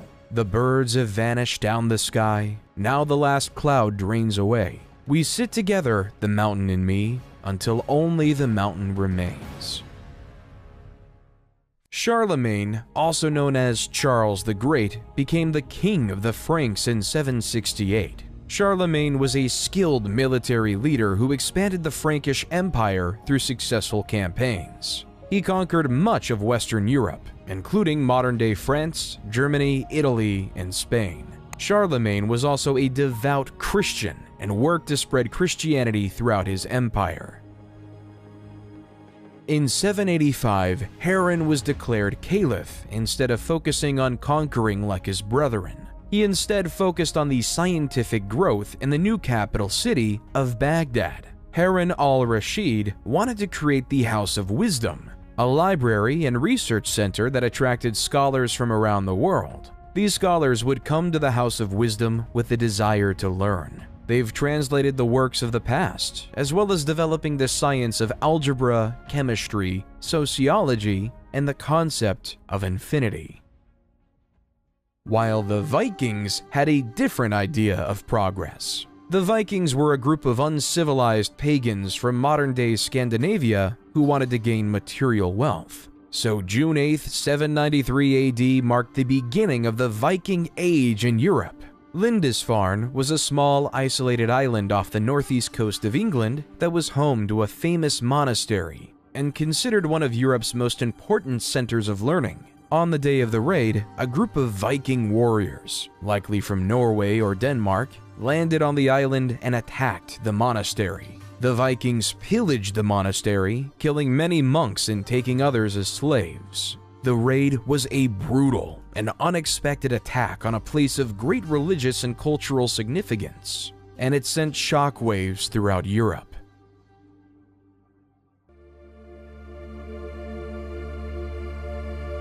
In 799, in Rome, Pope Leo III was attacked by a faction of Rome who believed that the Pope was guilty of tyranny and serious personal misconduct. So Pope Leo III ran away to the Frankish kingdom. After this, Charlemagne and his Frank army provided an escort for the Pope and restored him to the papal office. But yet, the power of the papacy was being questioned, with many people wanting it to go away, which caused Charlemagne to go to Rome in late 800 to fight for his Pope. For his loyalty, on Christmas Day in the Basilica of St. Peter, Pope Leo III placed a crown on Charlemagne's head, declaring him the new Holy Roman Emperor, creating a new Roman Empire, the Holy Roman Empire, or at least the first rendition of it. Under Charlemagne, the foundations of a genuinely great empire were forming, but once Charlemagne died in 814, the new empire was bludgeoning with problems. His son, Louis the Pious, 788 to 840, inherited an empire filled with problems. Many of his own citizens viewed him as a strong Catholic who was well-intentioned but was incredibly weak and unable to do anything. As the Vikings continued their raids along the Rhine River, attacking Holy Roman Empire cities such as Cologne, Trier, and Mainz, raiding various Catholic monasteries and destroying religious artifacts caused fear and hatred among his citizens. Why would anyone trust a leader if they can't stop barbaric pagans? So, various local leaders started to focus on defending their land rather than relying on the central government for defense, hence beginning the process of independently recreating the Chinese system of feudalism. At this time, people would willingly farm on lands, giving up their freedom to these local leaders to protect them from the Vikings, creating the basis of a new system of feudalism.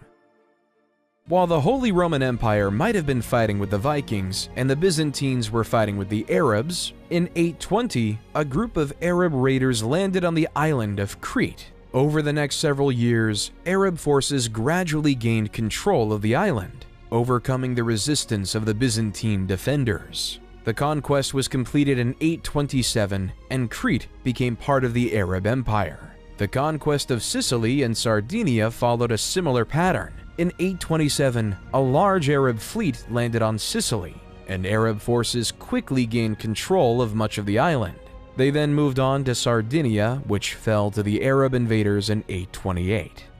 In the Holy Roman Empire, once Louis the Pious died in 840 AD, so did the Charlemagne Empire. The infighting between family members grew, leading to the Holy Roman Empire being divided between three family members in the famous Treaty of Verdun. In the west, the formation of the West Frankish Kingdom was given to Charlemagne's grandson, Charles the Bald, in modern-day France. In the East Frankish Kingdom was given to another grandson, Louis the German, which was obviously settled in modern-day Germany, while the Middle Kingdom was given to Charlemagne's eldest son, Lothair. However, being squeezed in between the West and East Frankish kingdoms gave the Middle Kingdom a short lifespan and was practically irrelevant. The Vikings weren't just a problem for mainland Europe, they were pillaging everything in mainland England.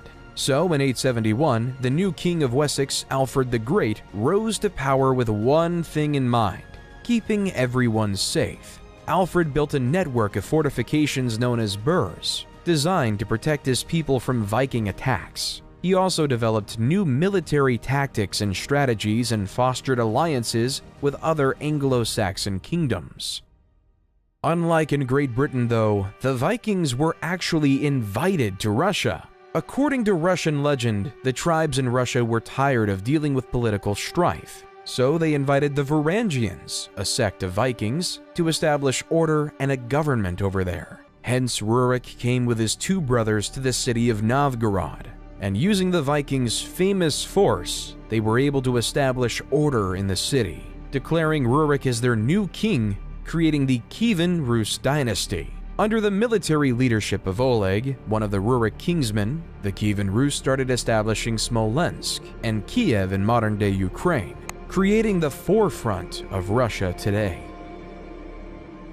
While back in England, expanding upon his grandfather Alfred the Great's alliance network, Athelstan was declared King of Essex. Athelstan was able to get all the Anglo-Saxon kingdoms to work together to fend off the Vikings of the British Isles. He was declared to be the first king of England due to his ability to navigate alliances and keep everyone safe, beginning one of the longest monarchies in human history. While the East Frankish Kingdom was facing a similar problem, the pagan Magyars were attacking everyone across the kingdom, leaving the kingdom to live in fear. However, King Otto of the East Frankish Empire was able to defeat the pesky Magyars at the Battle of Lechfeld in 955. Then, in 961, he could fully conquer all of the kingdoms of Italy, restoring Christendom to all the former pagans. So in 962, Otto I was coronated to Pope John XII in Rome to be the new Holy Roman Emperor. In France, though, the West Frankish Kingdom was struggling, because in 987, King Louis V, a direct descendant of Charlemagne, died at age 20 without leaving an heir to take over their dynasty, leaving the French monarchy in peril. So, the French aristocracy had an election between Hugh Capet, a noble with extensive lands in the region of Isle-de-France, and Charles, Duke of Lower Lorraine. With the support of Adalbero, the Archbishop of Reims, Hugh Capet became the first king of France, starting the Capetian dynasty. However, at this time, the typical person in Europe was always living in fear. Every civilization was on the verge of conquering. They've all become land-hungry and were willing to fight for it. So across Europe at this time, every civilization started to entrench their society in the ideas of feudalism. leading to another social pyramid. At the bottom lay the serfs. Their job was to farm the land and ensure everyone was fed. Then came the knight, who provided protection for the people. Then came the nobles, who ruled over a specific territory, owning the land.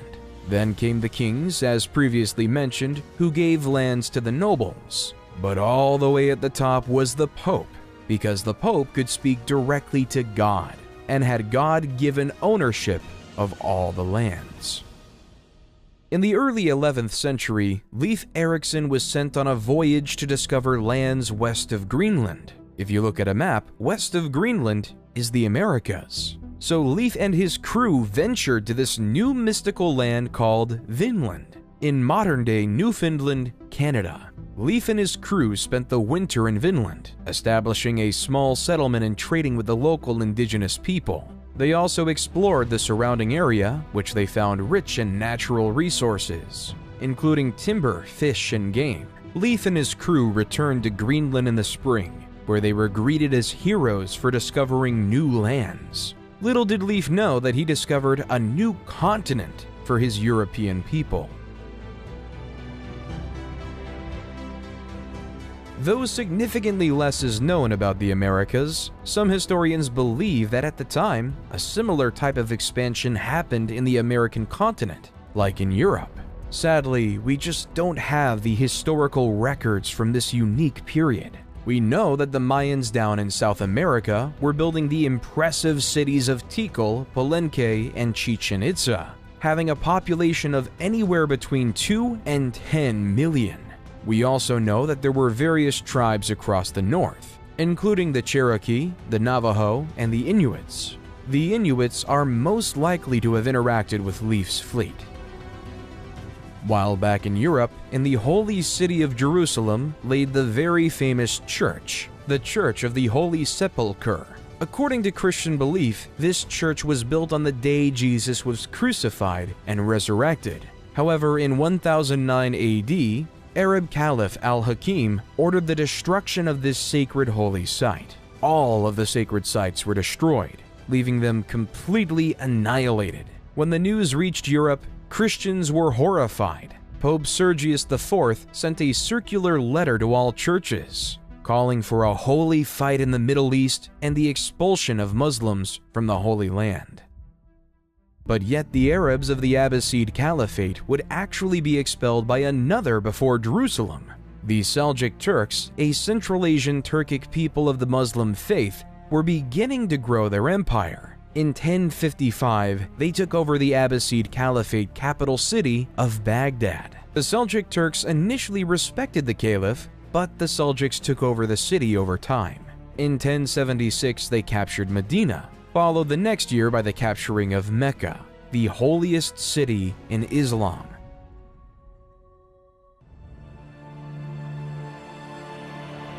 Due to this, the Muslim world wasn't ready for Pope Urban II at the Council of Clermont in 1095 to call upon all Christians to take up arms and liberate the Holy Land from Muslim rule. The Pope promised spiritual rewards and forgiveness of sins to those who joined the crusade, and many knights, nobles, and peasants were inspired to take up the cause. Many European nobles, such as Godfrey of Bouillon, Toulouse, Bohemond of Taranto, and Robert of Flanders, brought their armies from Europe on their journey to Jerusalem. While the Christians were united, the Muslims were divided and unable to put up a strong defense against the Crusaders. Hence, the Christians took over the county of Edessa in 1098, and finally the holy city of Jerusalem in 1099. However, the crusade wasn't done. In 1144, the Muslim forces led by Turkish ruler Ahmad ad-Din Zengi launched a siege against Edessa. The city was poorly defended, and the Crusaders could not resist the Muslim forces for long. After a siege of several weeks, the city was breached, and the Muslim forces overran the city, killing or enslaving much of the population. But the Christians weren't happy with that, so in 1147, the massive armies of Europe came back with attempts to free Edessa. The Crusaders faced significant logistical challenges, including shortages of food and supplies. They were also plagued by infighting and political rivalries, which called the campaign to be in ruin after the disastrous loss of the Battle of Annab in 1149, which resulted in the capture of King Louis VII and the loss of much of the Crusader army. While the Christians and Muslims were fighting, the Hindus in the Khmer Empire, under King Suryavarman II, built a fantastic temple for the Hindu god Vishnu called the Angkor Wat. Vishnu is an important god in Hinduism, known as the preserver and protector of the universe. He has 10 incarnations, or avatars, and is often depicted as having blue skin and holding 4 objects. As you approach Angkor Wat, you are greeted by a massive moat and a grand entrance gate adorned with intricate carvings of mythological creatures and deities. The main temple rises like a towering mountain, with intricate carvings and reliefs that tell the stories of Hindu mythology and the history of the Khmer Empire. The temple's galleries are lined with stunning bas-reliefs depicting scenes of battles, ceremonies, and daily life in ancient Cambodia. At the heart of the complex is the central sanctuary, a massive pyramid-like structure surrounded by smaller temples and courtyards. The sanctuary is considered the most sacred part of the temple, adorned with intricately carved statues and images of Hindu gods and goddesses. It was an incredible feat of human ingenuity. But yet in 1187, the Muslim commander from Egypt, Saladin, became fed up with the Christian rule of Jerusalem. So he declared a holy war across the Muslim world in order to reconquer Jerusalem from the Christians. The battle occurred on a scorching hot day in the hills near the Sea of Galilee. Saladin's forces numbered around 20,000. The Crusaders had a much smaller force of around 12,000 knights, soldiers, and civilians under the aptly named king, King Guy. The battle began with skirmishes between the two sides, but soon escalated into a full-scale engagement. Saladin's forces could use their superior cavalry to encircle the Crusaders, who could not break through the Muslim lines. The heat and thirst soon took a toll on the Crusaders, who were weakened and disoriented.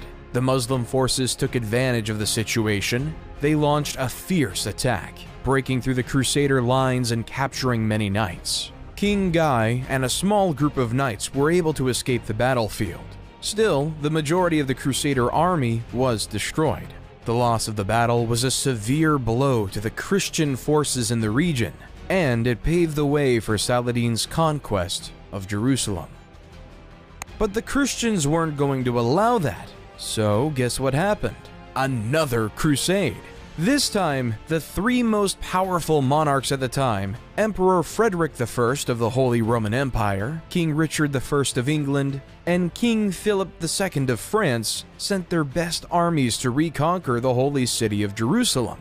However, all the force in the world couldn't retake Jerusalem from the grips of Saladin, leaving the Third Crusade to be a failure.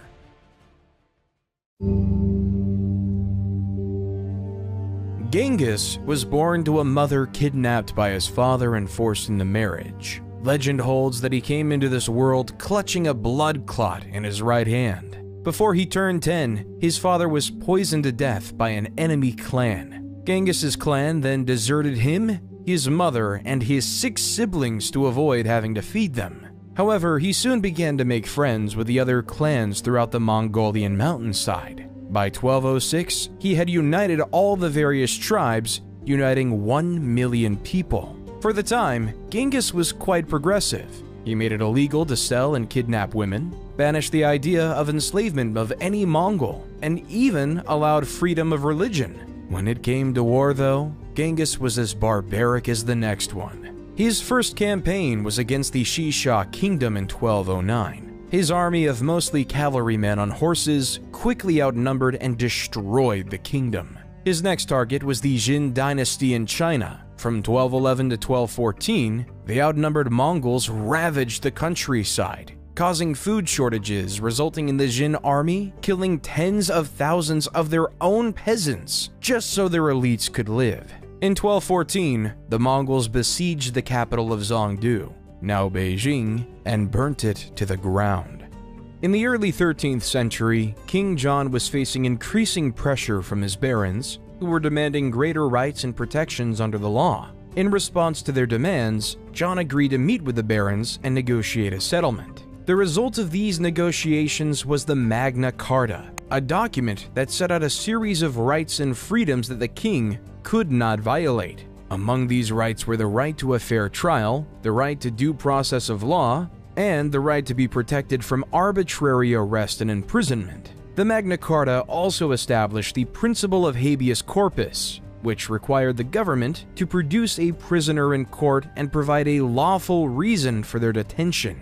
This principle has been a cornerstone of modern legal systems around the world.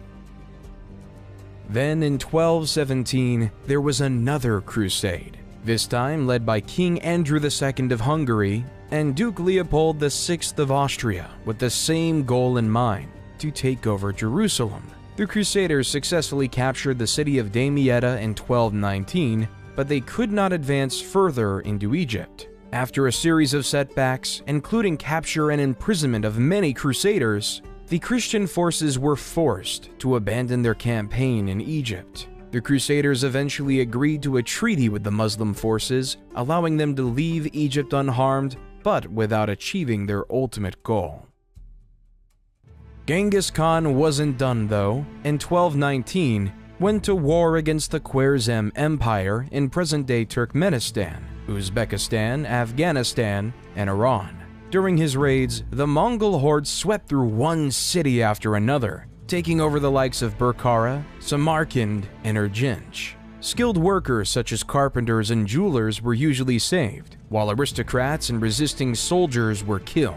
Unskilled workers, meanwhile, were often used as human shields during the next assault. No one knows with any certainty how many people died during Genghis Khan's wars, in part because the Mongols propagated their vicious image as a way of spreading terror. At Genghis Khan's death, he controlled a massive territory from the Sea of Japan to the Caspian Sea. However, even more impressively, around 8% of the men in South Asia descend from Genghis Khan today. In 1228, Emperor Frederick II of the Holy Roman Empire tried to conquer the Holy Land, but failed, ending the Sixth Crusade. Of course, the Holy Roman Empire couldn't be the only one crusading. King Louis IX of France in 1248 decided to start the Seventh Crusade to retake Jerusalem, but he was taken prisoner by the Muslims and forced to pay a hefty ransom as he retreated. However, that didn't deter King Louis IX, because in 1270 he was at it again, trying to free Jerusalem from the grips of Muslim rule, but this time he died of dysentery. Once King Louis IX died, his troops retreated, creating the eighth and final time there was a crusade. In England, though, in 1295, England was making a diplomatic headway. In a letter summoning Parliament, King Edward I wrote, "Since a most righteous law of the emperors ordains that what touches all should be approved by all, so it appears that common dangers should be met by remedies agreed upon in common. As King Edward, I would then request 1/10 of the incomes of nobles and 1/11 of the income of knights," creating one of the first parliaments we would see in the New Age. While down in Africa, a leader of extravagant wealth, Mansa Musa, was gaining power. On his famous Hajj, a religious Muslim pilgrimage to Mecca that every Muslim should make at least once in his life, Mansa Musa, with his caravan of camels and an army of scholars, gave vast amounts of gold to any poor person he saw, hence crashing all of the economies in northern Africa due to the inflation of gold. When Mansa Musa returned to Mali, he made it his life purpose to make Timbuktu the Muslim capital of knowledge. So Mansa Musa invested heavily in building the University of Sankore. Various Islamic faith scholars quickly made their way to Sankore to study Islamic theology, law, and literature with over 1 million manuscripts. Mansa Musa was also a very religious man with a policy that he commissioned a new mosque every Friday. However, sadly though, only the Djingarabur Mosque in Timbuktu stood the test of time.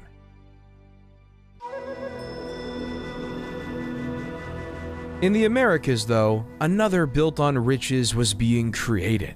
As Aztec legend has it, the god Huitzilopochtli directed them to build where they saw an eagle perched on a cactus, eating a snake. When they saw this exact scene on an island located in what was once Lake Texcoco, they interpreted it as a sign from their god, and founded Tenochtitlan on that island. As time passed, Tenochtitlan started to build impressive temples such as the Great Temple. The Great Temple comprised of two main structures, dedicated to the gods Huitzilopochtli and Tlaloc. The city itself was most fascinating. It was designed with a complex system of canals and causeways to help control flooding and facilitate transport across the city, while they started to farm on floating gardens known as chinampas on the shallow waters of Lake Texcoco, which were used to grow crops such as maize, beans, and squash. As Mali and the Aztecs were building their cities, England and France were in war for 100 years. The origins of the conflict lay with the status of the Duchy of Guyenne. In basic capitalistic terms, this was owned by the British Crown. However, the land itself was in France. The second reason was that the last direct descendant of Charlemagne, King Charles IV, died in 1328. So the next closest relative was Edward III, the King of England. So King Edward III claimed the rule of France in 1337, which was not liked by the French people. As the petty, erratic 100 Years' War raged on, the people of the world had to face a pandemic like no other, the bubonic plague. As the Italian poet Giovanni Boccaccio wrote, at the beginning of the malady, certain swellings either on the groin or under the armpits waxed to the bigness of a common apple, others to the size of an egg, some more and some less, and these the vulgar named plague boils. Historians believe this pandemic was spread by rats traveling through ships across Europe and merchants throughout the Silk Road. No matter how this plague was produced, around 75 to 200 million people died. With the death of so many people, especially the poor, landowners and nobles were required to allow farmers to keep more of the product they farmed, leading to more workers' rights. In China, though, a group of rebels known as the Red Turbans revolted against the Mongol rulers of China. The Red Turbans were led by a man named Zhu Yanzhong. Born into a poor peasant family, Zhu built a strong following among the rebel forces and eventually emerged as their leader. In 1368, Zhu declared himself emperor and established the Ming Dynasty, marking the beginning of a new era in Chinese history.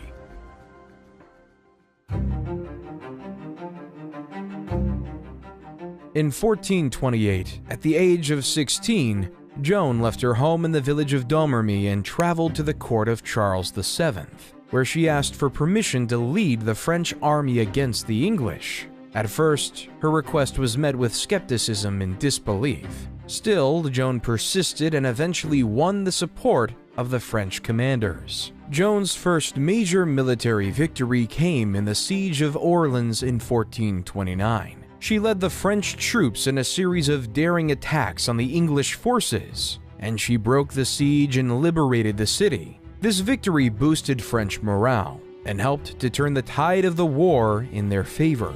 Over the next several months, Joan led the French army to victories against the English, including the Battle of Patay in June 1429. However, her success also made her enemies in the English and French court.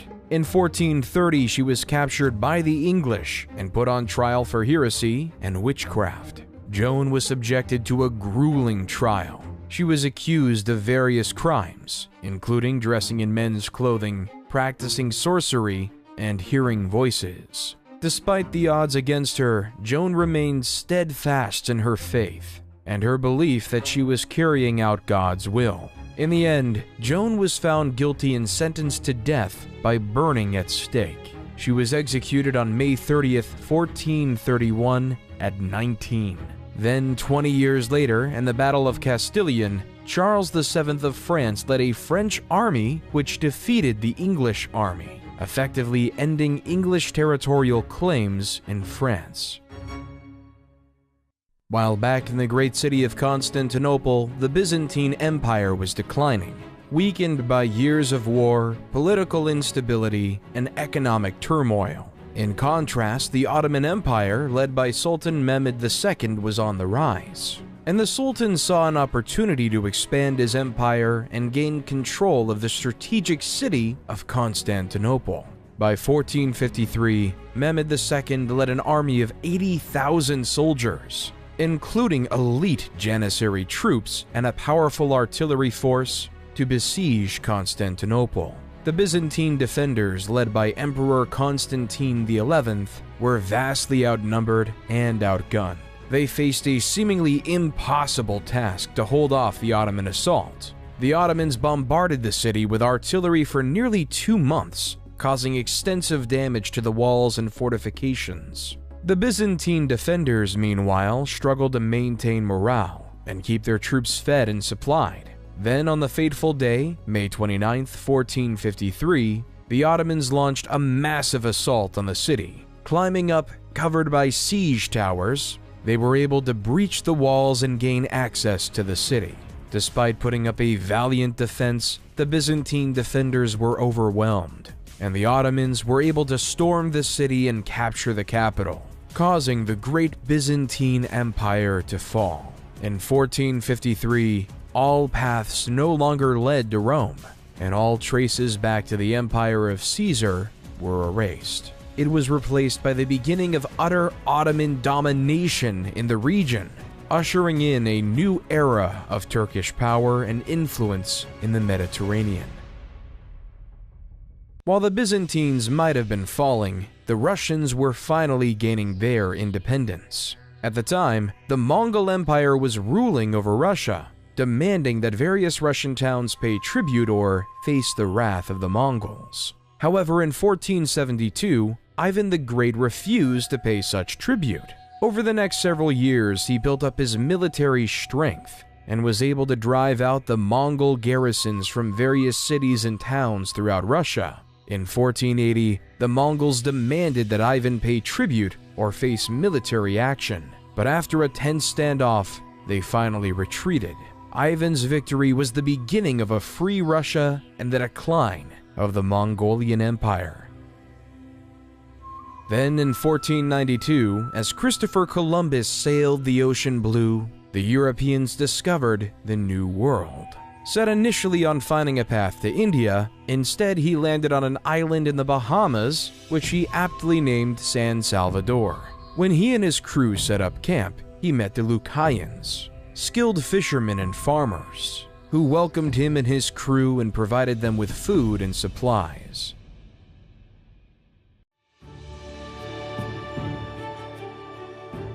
While back in Europe, a golden age of culture was upon us. In 1503, Leonardo da Vinci painted the Mona Lisa.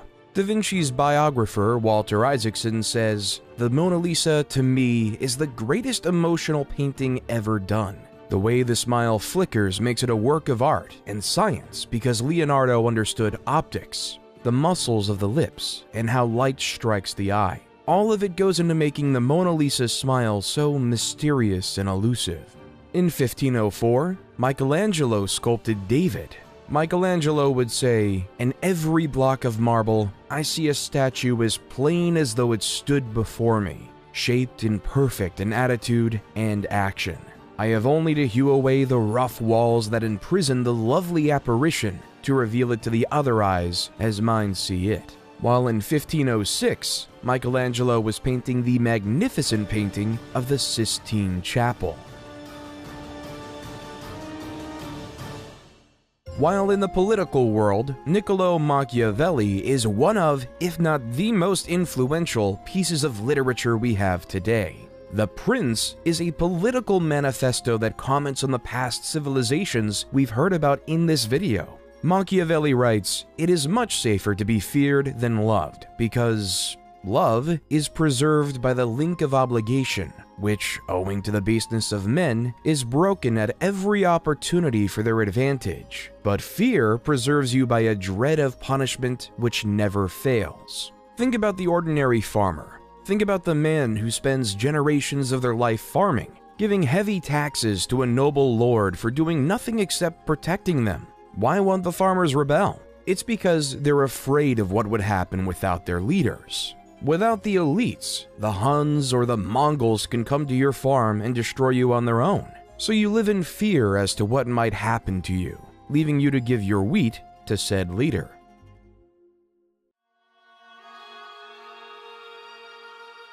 Martin Luther, though, didn't just report on the basics of human nature. Martin wanted to make a difference and was sick of the Catholic Church. At the time, the Catholic Church was selling indulgences, which were certificates that people could purchase to reduce the amount of time they would spend in purgatory after they died.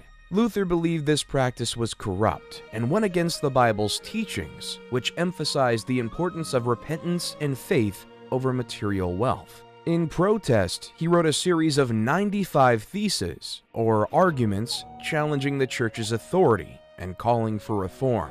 On October 31st, 1517, Luther nailed his 95 theses to the door of the castle church in Wittenberg, which was a common way of announcing a public debate or discussion. Luther's 95 Theses sparked a debate within the church and among European scholars and theologians. Some people agreed with his criticisms of the church, while others saw him as a heretic and a threat to the established order. The beginning of Protestantism was upon us.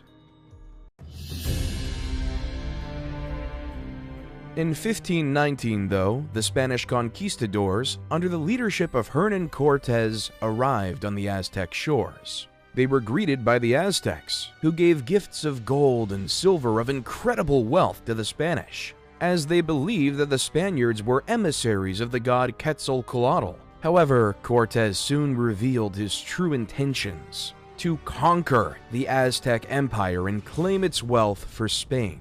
Over several years, Cortés and his forces engaged in a series of battles with the Aztecs, marked by intense violence and brutality.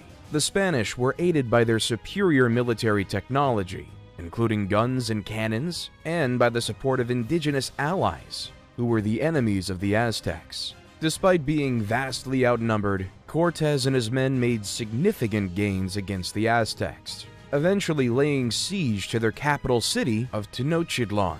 After months of fighting, the city fell to the Spanish in 1521, and the Aztec Empire was effectively destroyed. Then, following the strategy of Cortés, Francisco Pizarro led an expedition that conquered the Incan Empire in present-day Peru. Though the violence was authoritarian, the biohazards were even more demanding. The Europeans, due to having survived illnesses such as the bubonic plague and smallpox, developed immunity to many of these diseases that they've, one way or another, spread to the native people, essentially over time, killing them off.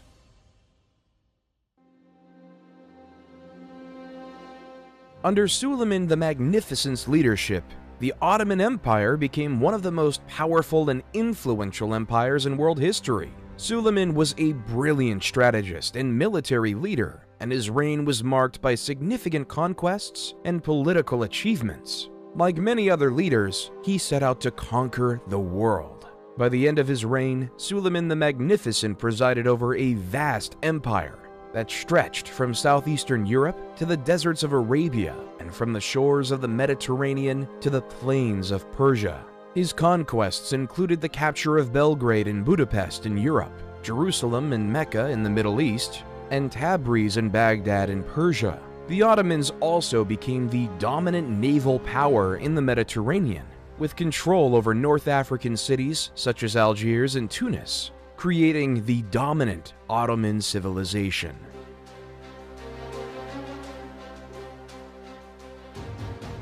But yet, all things fall when one is in love, and the murder-happy King Henry had fallen in love with Anne Boleyn and was desperate to marry her. However, Catherine of Aragon was still alive, and the Catholic Church did not recognize divorce. Henry's solution was to break away from the Catholic Church and established the Church of England, with himself as the head. In 1534, Henry passed the Act of Supremacy, which declared that the king, not the Pope, was the supreme head of the Church of England, leaving the Catholic Church to be angry and excommunicate Henry VII, leaving a schism between the Church of England and the Catholic Church even today. Ivan the Terrible is now the ruler of Russia. In the early years of his reign, Ivan enjoyed significant success, launching military campaigns against neighboring kingdoms and expanding Russia's borders. He also oversaw the construction of magnificent public works, including St. Basil's Cathedral in Moscow. However, as Ivan grew older, he became increasingly paranoid and erratic. He launched a series of brutal purges and executions, targeting anyone he perceived as threatening his power. He also had a volatile temper, lashing out at advisors and nobles who dared to question his decisions. In 1560, Ivan suffered a devastating personal loss when his beloved wife Anastasia died. This event seems to have triggered a significant psychological breakdown, and Ivan became increasingly unstable and violent. He launched a series of bloody campaigns against his own people, including the notorious Oprichnina, a campaign of terror and repression that killed thousands of Russians and destroyed countless homes and families, truly deserving of the name Terrible. While Russia was going through that, England was on the rise with the start of the English Renaissance under the leadership of Queen Elizabeth I. Elizabethan playwrights dominated the scene, creating written words that were poetic in language and poignant in meaning. They've even written plays about people we've already talked about. William Shakespeare wrote many plays, including Histories, Julius Caesar, which was about the assassination of Julius Caesar, King John, which was about the 100 Years' War, and Henry VII was a play about showing human needs to gain power. Other notable playwrights who filled the scene were Christopher Marlowe, Ben Jonson, and John Webster. While on the other side of the world, the English colony of Jamestown was forming in Virginia, under the Virginia Trading Company. Slightly up north, Samuel de Champlain was establishing the French colony of Quebec in Canada.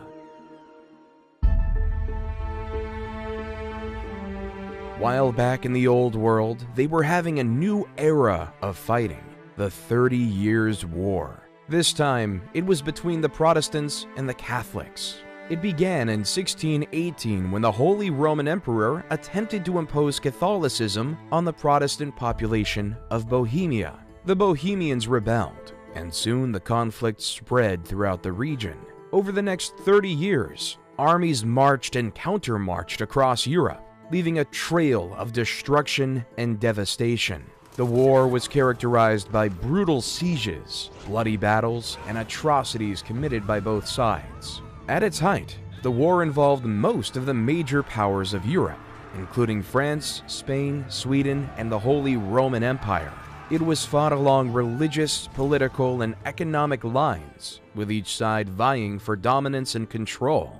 The war finally ended in 1648 with the signing of the Peace of Westphalia. The treaty recognized the Dutch Republic's independence, established the individual state's sovereignty within the Holy Roman Empire, and ended the religious conflicts that fueled the war.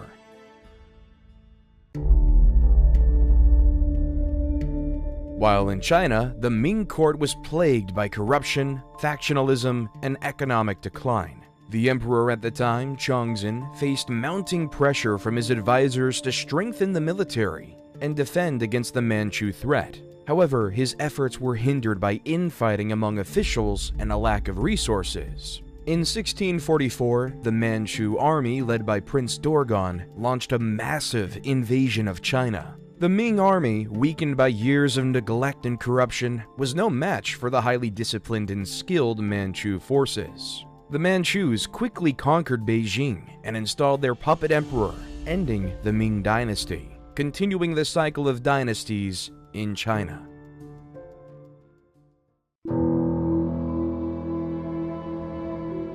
While in Spain, King Charles II died without having any heirs, creating a real political crisis of who should be the leader. King Louis XIV of France supported his grandson, Philip, as the rightful heir to the Spanish throne, hoping to secure French influence over Spain and its territories. On the other hand, Emperor Leopold I of Austria supported the candidacy of Archduke Charles, a member of the Habsburg dynasty, who was seen as a potential ally against French expansionism. The conflict soon escalated into a major war, with many European powers taking sides and forming alliances. The principal belligerents were France and Spain against a coalition of Austria, Great Britain, the Dutch Republic, Portugal, and several other minor powers. The war ended with the Treaty of Utrecht in 1713, which recognized Philip as King of Spain, but required him to renounce any claims to the French throne and cede some territories to Great Britain and Austria. The Treaty of Rastatt, signed the following year, officially ended the war.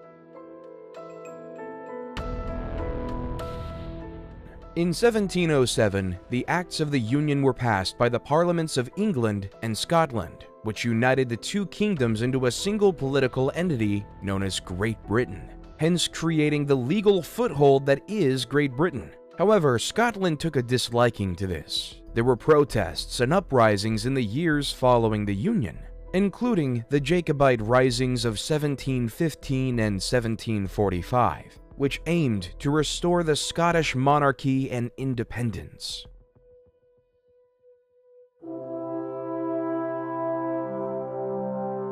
Then, on July 4th, 1776, a group of American patriots stood in a room in Philadelphia, signing a document that would say the words, "We hold these truths to be self-evident, that all men are created equal, that they are endowed by their Creator with certain unalienable rights, that among these are life, liberty, and the pursuit of happiness."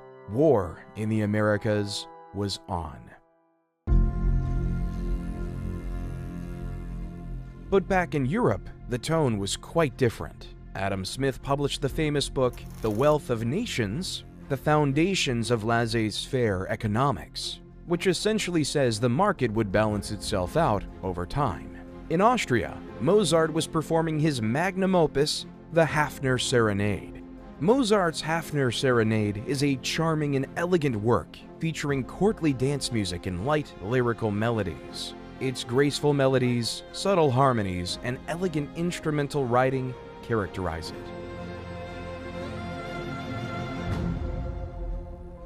As the war continued, King George III sent his armies of the masses over to America. Though the colonists had little military training, their knowledge of the terrain and guerrilla tactics made them nearly invisible. At the same time, the Red Army coats were easy to see for the Americans. In the summer of 1781, George Washington and French General Rochambeau marched their forces south to Virginia, where they laid siege to Cornwallis and his army at Yorktown. The British were trapped and could not escape by land or sea. The siege dragged on for weeks. The American and French forces bombarded the British with artillery. They dug trenches to inch their way closer to the British defenses. The French Navy defeated the British Navy in a crucial naval battle off the coast of Virginia, cutting off Cornwallis's only escape route by sea. On October 14, 1781, the American and French forces launched a massive assault on the British defenses. The British fought valiantly, but were vastly outnumbered and outgunned, and they soon began to falter. On October 19th, Cornwallis surrendered his army to Washington, effectively ending the war. The victory at Yorktown was a decisive moment in the war, and it marked the end of British rule in America and the beginning of a new experiment. With America finally being free from the totally tyrannical grips of Britain, they had one issue. How were they going to lead? Were they going to make General George Washington their monarch? Therefore, democracy was chosen. However, Plato made a good point many years ago, that the common man was incapable and not wise enough to pick a better leader to lead them to success. So the American-founded Constitutional Convention came up with this idea of the Electoral College, where the common man would vote for a particular person who would then have a say in who could be president. So instead of the president being directly voted on by the people, they would vote on elites, who would then vote for the president directly.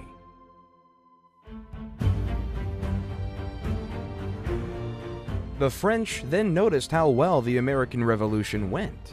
At the time, the French were ruled by King Louis XVI and his wife, Queen Marie Antoinette. As Queen Marie Antoinette told the peasants, "Let them eat cake," the people of France got together.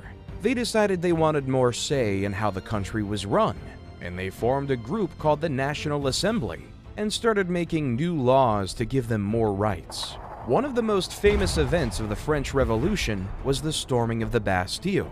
This was a prison that represented the king's power, and the people wanted to show that they were not afraid of him. They broke into the prison and freed the prisoners, which started a revolution throughout France. Many influential people lost their heads during the revolution, including King Louis XVI and his wife, Queen Marie Antoinette. The people were tired of being ruled by a king and queen who didn't care about them, and they wanted to create a new system where everyone would have a say. And the people of France voted in Maximilien Robespierre. In 1789, Robespierre was elected as a delegate to the Estates General, which was convened to address France's financial crisis. He quickly emerged as a leading voice in the National Assembly, advocating for the ordinary people's rights and opposing the aristocracy's power. As the revolution continued, though, Robespierre became increasingly radical in his views, advocating for the execution of King Louis XVI and the establishment of a republic. He was elected to the powerful Committee of Public Safety in 1793, tasked with protecting the revolution and rooting out enemies of the state. Under Robespierre's leadership, the committee launched a period of intense repression known as the Reign of Terror. Thousands of people were arrested, tried, and executed for crimes against the revolution. Robespierre became known as a ruthless and uncompromising figure.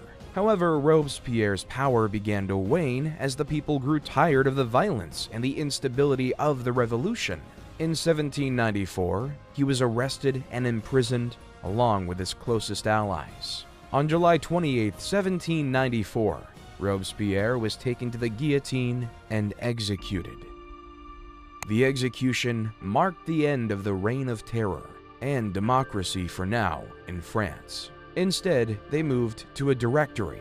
A directory is a government led by a 5-member executive council, known as the Directory, which was chosen by the Council of Elders. This legislative body was also part of the new government. The Directory was meant to serve as a moderating force, balancing the interests of the various factions that had emerged during the revolution. However, the Directory concept wasn't successful as well, so General Napoleon Bonaparte decided to overthrow the government and begin his conquests to take over the world. So off Napoleon went to conquer much of Europe. In 1805, Napoleon defeated a combined Austro-Russian army at the Battle of Austerlitz, solidifying his position as one of Europe's most powerful leaders. He then conquered much of the continent, including Spain, Portugal, and the Netherlands. In 1812, Napoleon invaded Russia with a massive army. Still, the campaign proved disastrous, and his forces were decimated by the harsh Russian winter. The defeat marked the beginning of Napoleon's downfall. In 1814, the European powers allied against Napoleon and invaded France, forcing him to abdicate his throne and go into exile on the island of Elba. However, he returned to France in 1815 in what became known as the 100 Days, and briefly regained power before being defeated by the British and Prussian armies at the Battle of Waterloo.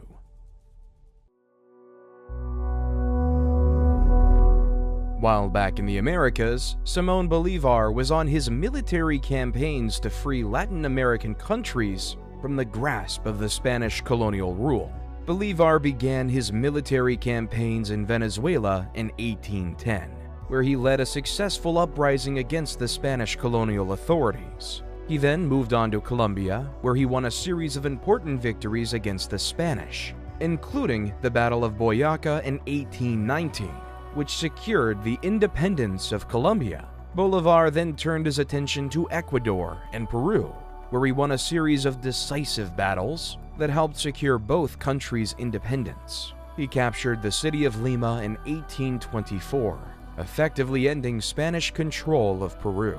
Bolivar's final military campaign was in Bolivia, where he led the fight for independence against the Spanish in 1825. Bolivia was named in honor of Bolivar, who played a critical role in its liberation.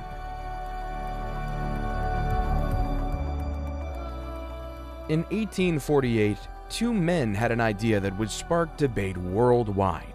Karl Marx and Friedrich Engels wrote the book called The Communist Manifesto, which is a book about the idea of communism, where instead of a capitalistic system, where the nobles or bourgeois own everything and the workers and proletariats work for slave wages, instead, what if the proletariats owned the means of production and all worked together? As Marx and Engels would write, let the ruling classes tremble at a communistic revolution.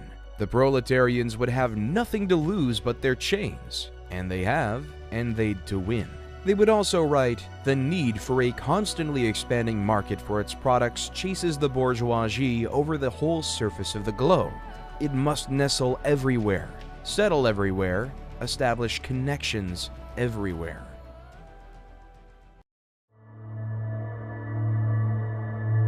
Right after the writing of the Communist Manifesto began a period in Europe known as the Scramble for Africa. It all began in the 1870s when European countries began to explore the interior of Africa, looking for new territories to claim and resources to exploit. At first, the European powers were cautious, sending explorers and missionaries into Africa to establish trade networks and alliances with local leaders. However, as competition increased, the European powers became more aggressive in their tactics. They used military force to establish colonies and protectorates, and they engaged in diplomatic maneuvering and propaganda campaigns to gain the support of local populations. One of the most ruthless tactics the European powers used was dividing Africa into artificial borders and creating new ethnic and linguistic divisions. This created tensions and conflicts between different African groups, which the Europeans used to their advantage, creating a European stronghold over the continent of Africa to increase their profits. The scramble for Africa came to an end as a result of several factors, including changing international politics, economic realities, and rising African nationalism. One of the key factors that contributed to the end of the scramble for Africa was the changing balance of power in Europe. By the early 20th century, European powers were increasingly focused on competition with each other, particularly in Europe itself, and were less interested in acquiring new colonies in Africa. This was due in part to the growing tensions between European powers that would eventually lead to the outbreak of World War I in 1914. Because on June 28, 1914, a shot was heard around the world with the assassination of Archduke Franz Ferdinand. Franz Ferdinand was the heir to the throne of Austria-Hungary, and his assassination by a Serbian nationalist named Gavrilo Princip sparked a diplomatic crisis that quickly escalated into a global conflict. In the aftermath of the assassination, Austria-Hungary declared war on Serbia, triggering a complex web of alliances and treaties that drew other countries into the conflict. Germany, an ally of Austria-Hungary, declared war on Russia and France, while Great Britain, which had a treaty with Belgium, declared war on Germany. Within weeks, most of Europe was embroiled in a brutal and devastating conflict. In November 1918, after 4 years of brutal fighting, the Allied powers and the Central Powers agreed to an armistice. effectively bringing an end to the war and the demise of the Ottoman Empire.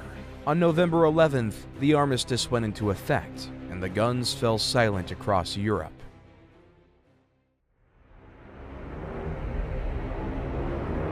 World War II. The peace was short-lived because a man named Adolf Hitler invaded Poland.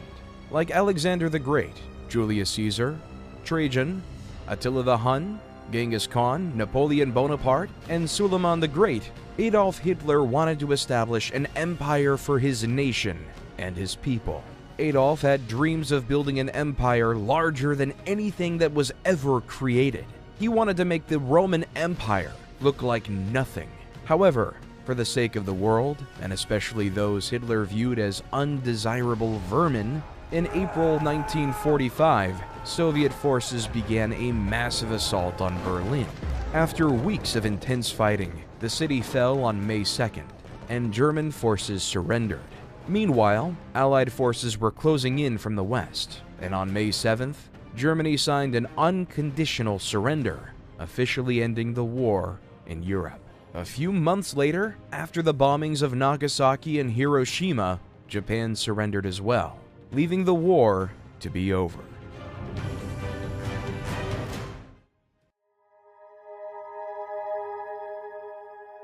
From World War II on, the world has faced a technological revolution. With Alan Turing's invention of the computer during the war, the world became global. For 50 years, America and the Soviet Union were at war, despite the fact that they were on two totally different continents. In 1969, Neil Armstrong landed on the moon, saying, "It's one small step for man, one giant leap for mankind." As the years on the world has become increasingly smaller, computers have become more affordable. Cell phones changed the way we communicated with one another. Let's go back to the story of a man named Gilgamesh on his quest for immortality. At the end of the poem, Gilgamesh realizes, life, which you look for, you will never find. For when gods created man, they let death be his share, and life withheld in their own hands. The history of human civilizations is an incomplete book, constantly being updated. Some things will never change. However, humans will always die. Empires will always rise and fall. The masses will always clamor towards safety.